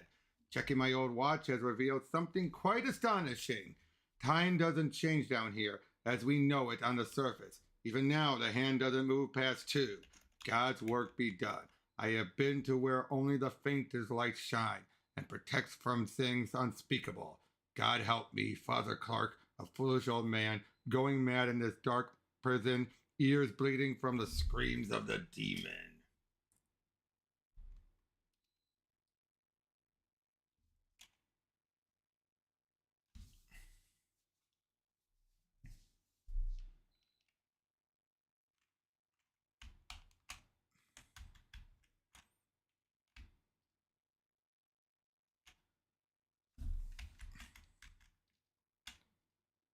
Okay.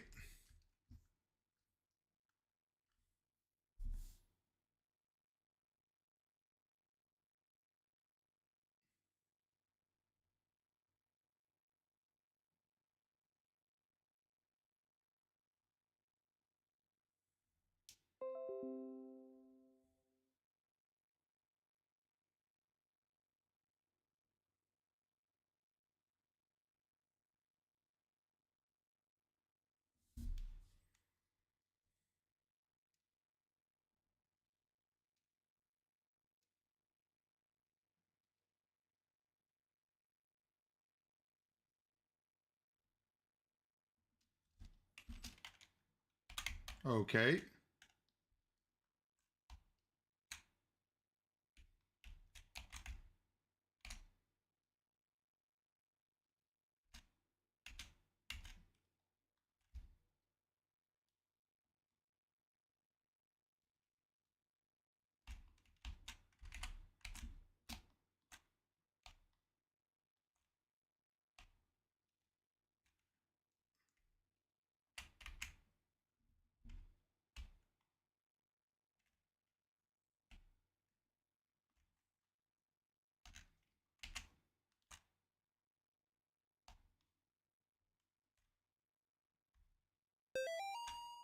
Hey.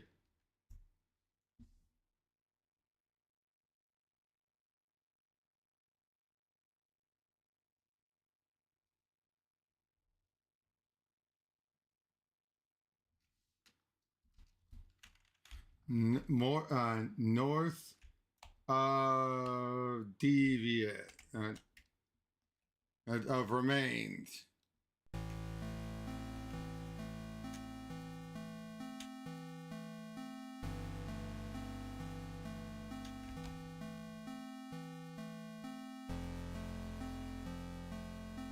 Whoa, look at all the deer. Oh. 3 murder and latest wave of ritualistic killings. Sterling, Connecticut. The bodies of 3 young people were discovered in the woods outside of Sterling last night in what authorities are calling a ritualistic murder. Sandra Atwood, Angel Nagals, and Troy Ingalls are the names of the unfortunate victims who were apparently stabbed multiple times and beheaded before being killed in a paganistic ritual. Pandemonium regnant. 2 of the victims' bodies were also partially burned, although authorities would not specify who. The bodies were found several miles from Gallup Cemetery, where residents reported a tomb had been desecrated. They also found trails of blood leading off into the woods. Investigators could not comment on whether or not these 2 incidents could be related. The arrangement of the bodies in a ritualistic pattern, as well as the writing of certain symbols in blood, matches the styles of several murders that have been occurred in the Sterling area since 1986. The killings may be connected to last week's brutal slaying of Amy Martin, a 17-year-old girl, by John Ward. Ward had impersonated a priest to gain Amy's trust before luring her into the woods and killing her. So that ending is basically what happened, but we got arrested for murdering her. Or at least that's what people think. Investigators are asking residents to report any suspicious activity to the police. Authorities are urging the people of Sterling to not mourn the loss of Atwood, Nagels, and Ingalls because, after all, they were degenerate devil worshipper thugs who were hooked on crack cocaine and hated their parents. Why even conduct an investigation at all? That's what you would like them to think, wouldn't you, John? They were just three pathetic outcasts who got what they deserved. You actually did the community a favor when you found them getting high in that tube. You stalked them through the graves and killed them one by one. You ignored their cries for help, their pleas for mercy. You put holes in their ruined drug addict bodies, and then you chopped off their heads because everybody knows that removing the head is the only way to kill a snake. Well, guess what? You didn't kill the snake, John! You cannot kill what cannot be killed! Thou shalt not rise up what thou canst not put down again!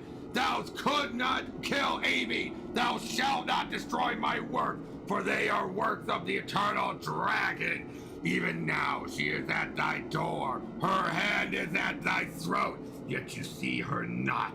I will have thy soul, for I am the god of this world! Pandemonium regnant, Satan, I invite thy pandemonium, regnant Satan, repeating it over and over. Jesus!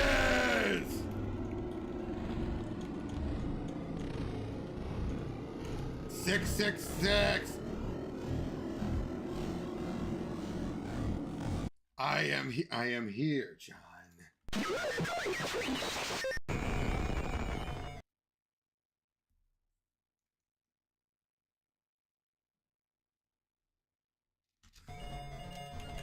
Jesus! Ah! What the heck?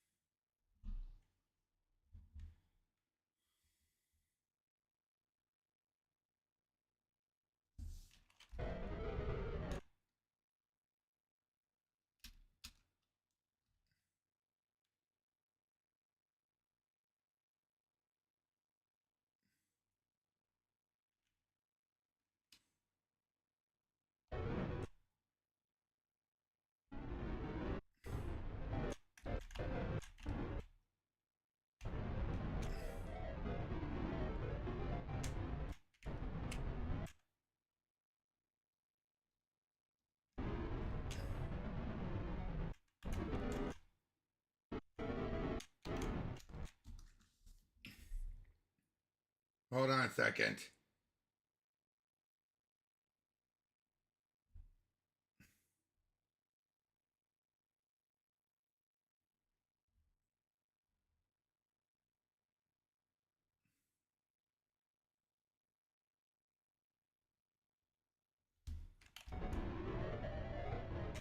Thanks, thanks, Ingrid. I try my hardest.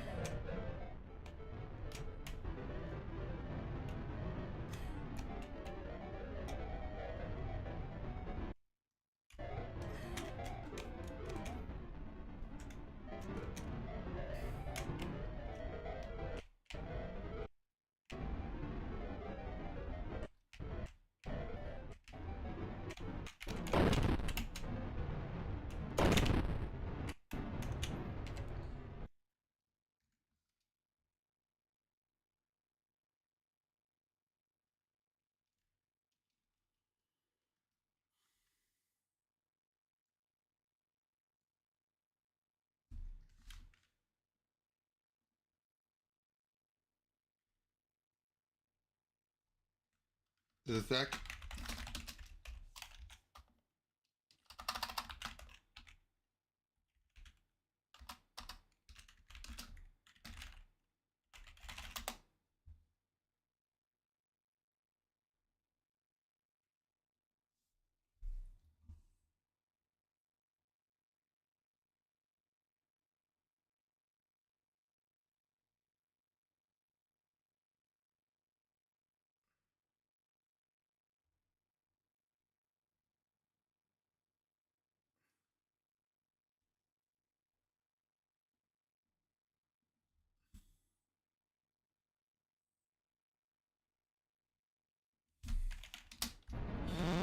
Whoa! So I had to kill those people.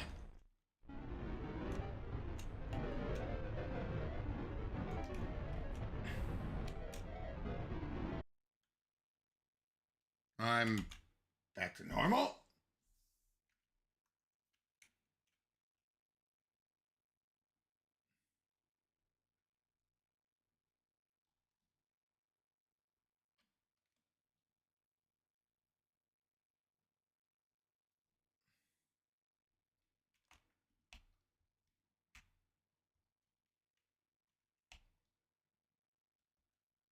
Candy tunnels. Death awaits. Sewer count, civvy reference.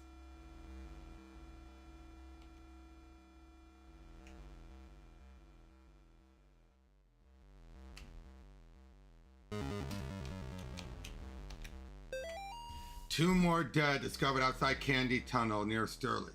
Two more bodies have been recovered from the drainage ditch under Snake Meadow Hill Road outside Sterling. The notorious Candy Tunnel, known in the area to be a home to addicts, gangs, runaways, and the indignant, has been on the site of several grisly discoveries over the past 3 months. Since May, 5 bodies have been recovered from the drainage ditch leading to the tunnels. Authorities are being pressured by concerned citizens to search the tunnels amid fear of the possible connection to Joe Bauman, aka the Candy Store Killer, who has claimed 8 victims in Connecticut and Rhode Island over the past year. Oh dear.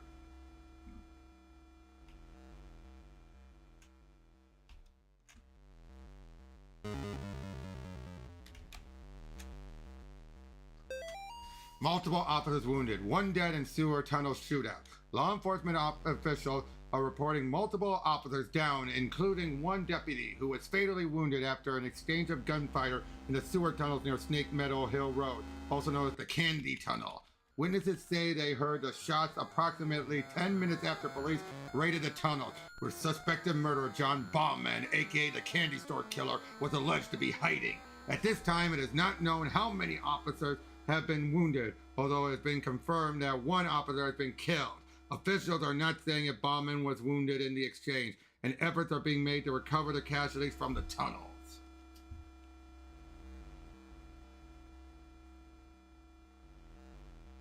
Satan lives.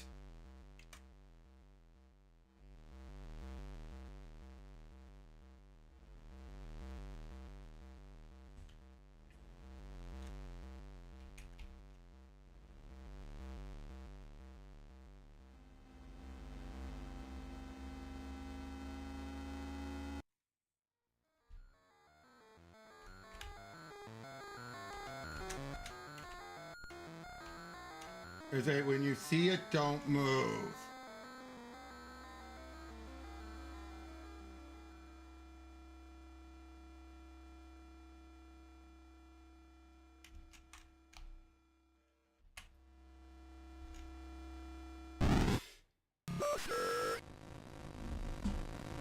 What the heck?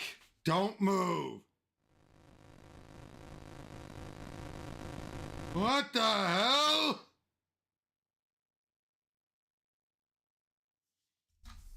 What the hell was that?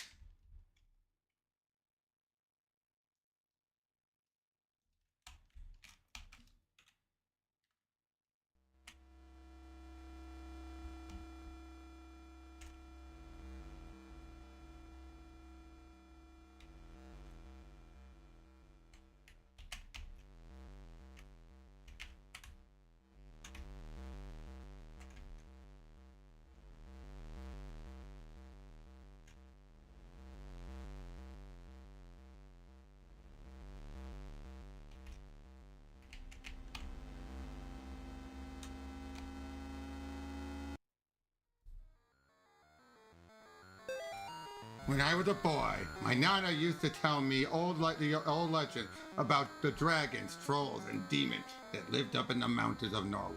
In those old tales, the people were never strong enough to kill the monsters, so instead they would sacrifice one of their own to appease it, keep it satisfied.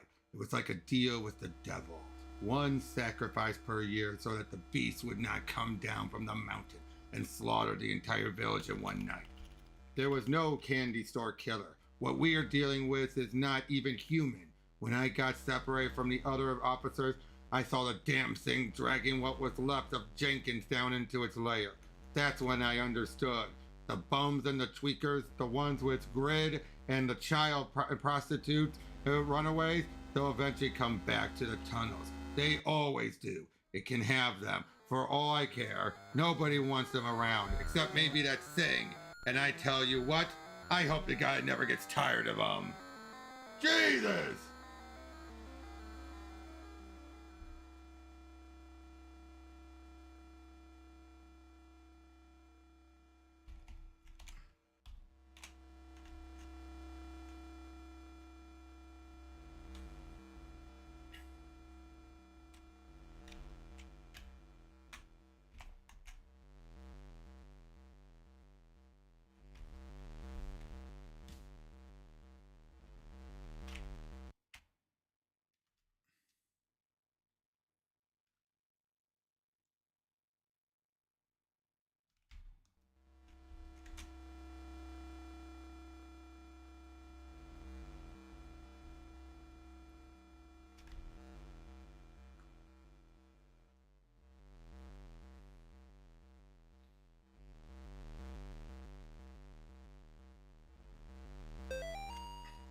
This is as far as I'll go to hide my stash.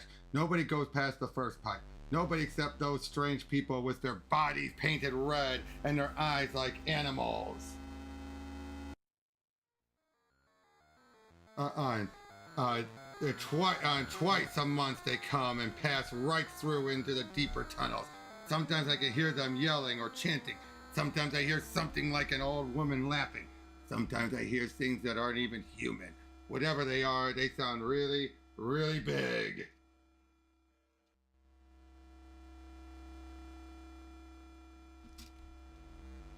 I will bless your child.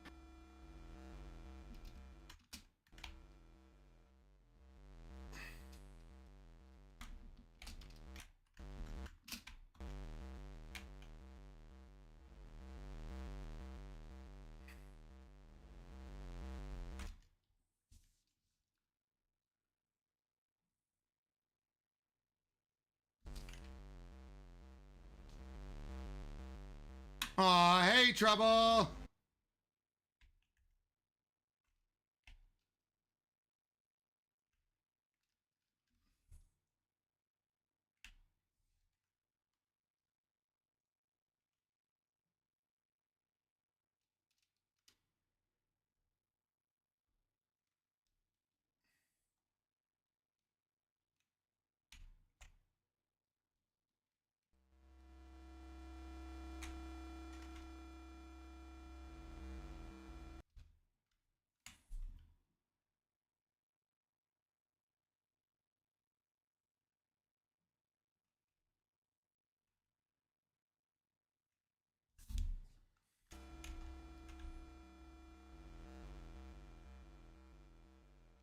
Ugh.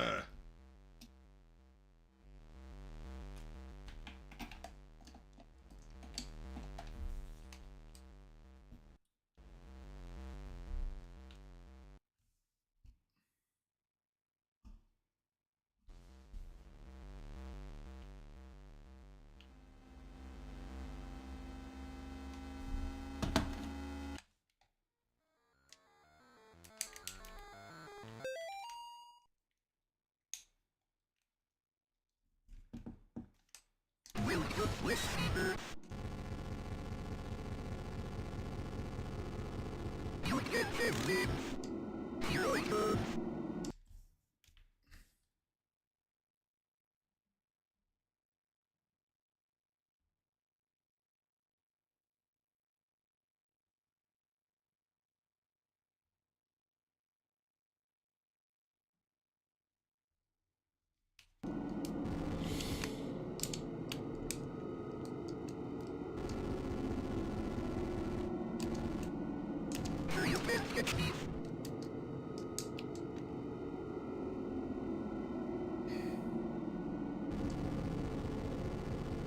for the children.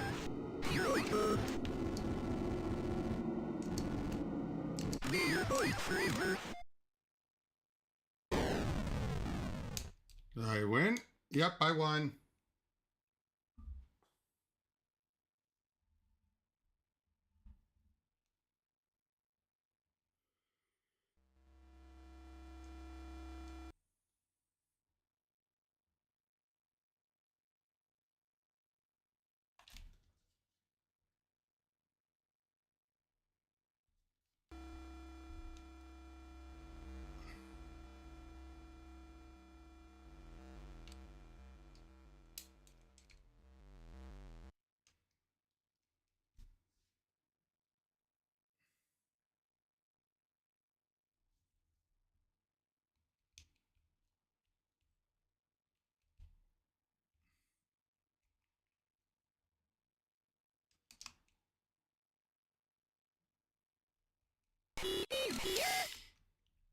What was that?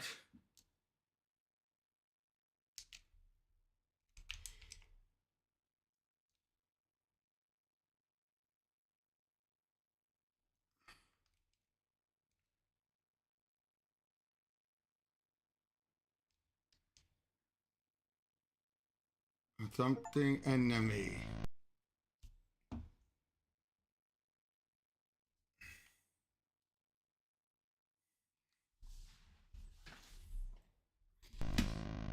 So if anyone else is in the chat, please speak up.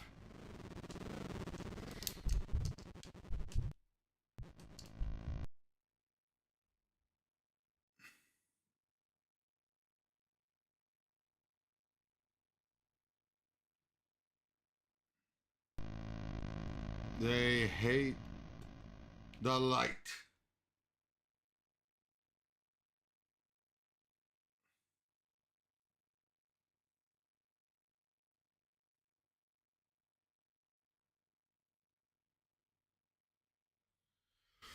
And I think I'm gonna call it a night here, guys. So, and I can tell. And tomorrow, not tomorrow, Tuesday, I will continue playing more of this.